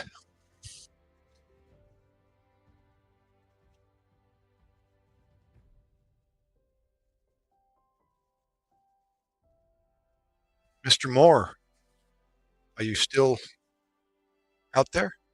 Jazzy? Anybody else? Wolfie boy. It's Wolf boy. Are you there?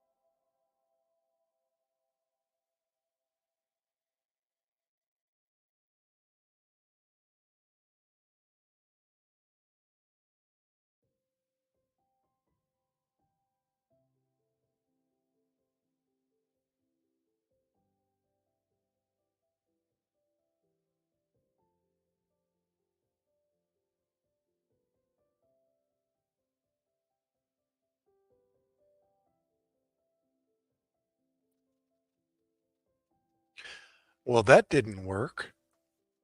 I got kicked out.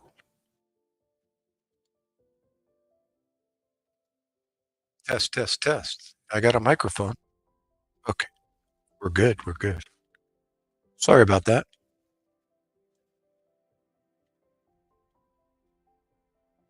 Let's see here. Let me see if I can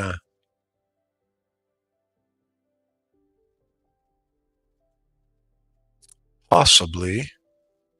Let's see if I can. Um,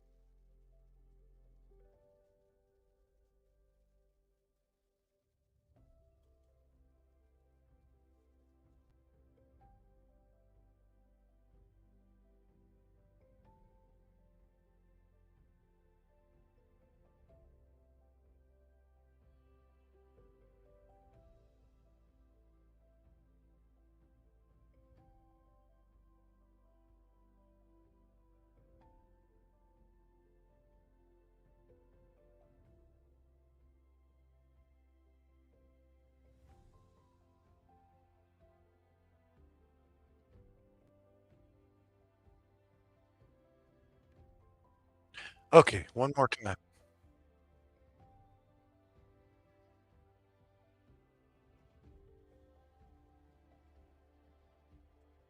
I'm going to keep trying here.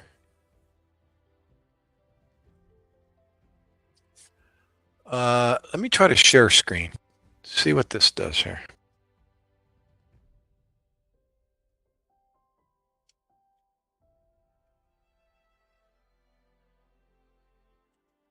See what that looks like. If you've got good news to tell them, Oh, think about that. yeah. My own mom turned me away. She broke down in tears. Do you know what gospel Let's see means? here. The word gospel, Gospel. It means good news. When How people come say, I want to side by share the gospel side with doesn't you, work? they're saying, I want to share the good news with you. The Well, truth. that's one way to do It's it. the truth, for God's sakes. Let's see. How about this one? Oh, nope. Why, pray tell, would anybody deny you if you've got good news to tell them? Think about that. My own mom turned me away. She broke down in tears. Do you know what gospel means? The word gospel, Gospel. Yeah, this one should do side by side, but It means it's not, good news. When not people say, I want to doing. share the gospel with you, they're saying, I want to share the good news with you. The truth. It's the truth, for God's sakes. Why, pray tell, would anybody deny you if you've got good news to tell them? Maybe I should unmute Think about it. that. My own mom turned me away. She broke down in tears. Do you know what gospel means? The word gospel?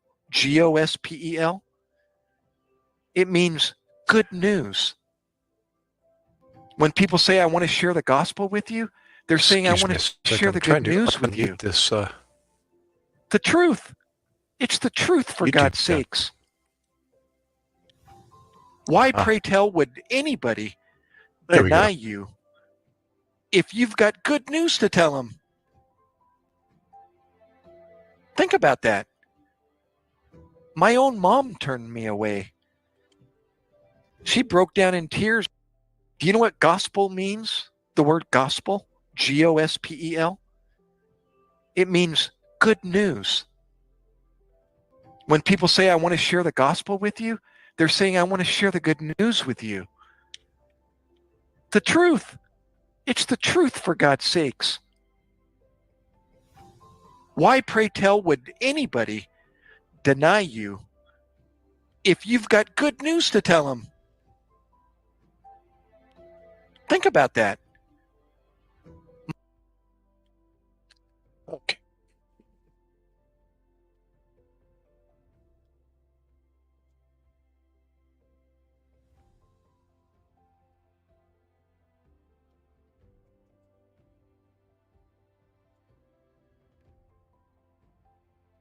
Anybody else? Who's out there?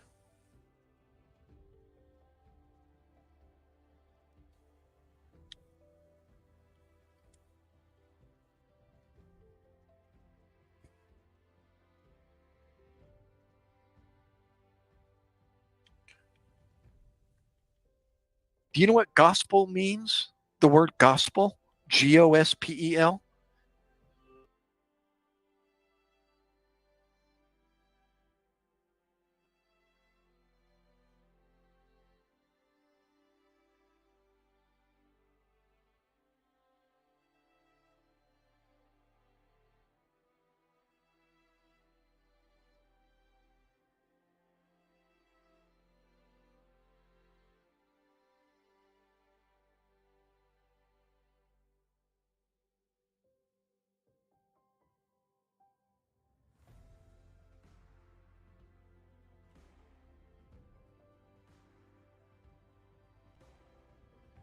All right, back for a third try. Do I have audio? Test. Yep, got audio. Okay. Mr. Moore, are you still there? Jazz, is the signal? Well, guys, I'm going to put an end to this evening. And I'm going to go and, oh, you're still here. Well, yeah, I was just saying, I got an idea. I'm going to visit a few live streamers and say hello before I hit the rack this early morning. But hey, thanks, Mr. Moore, for at least finding me again. We'll chat and do this again soon. Looks like I'm starting to do this a little more regularly than before.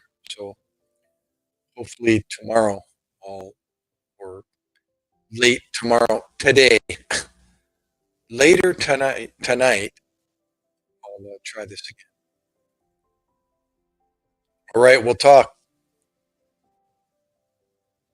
See ya as you were. Thanks again, guys, everyone.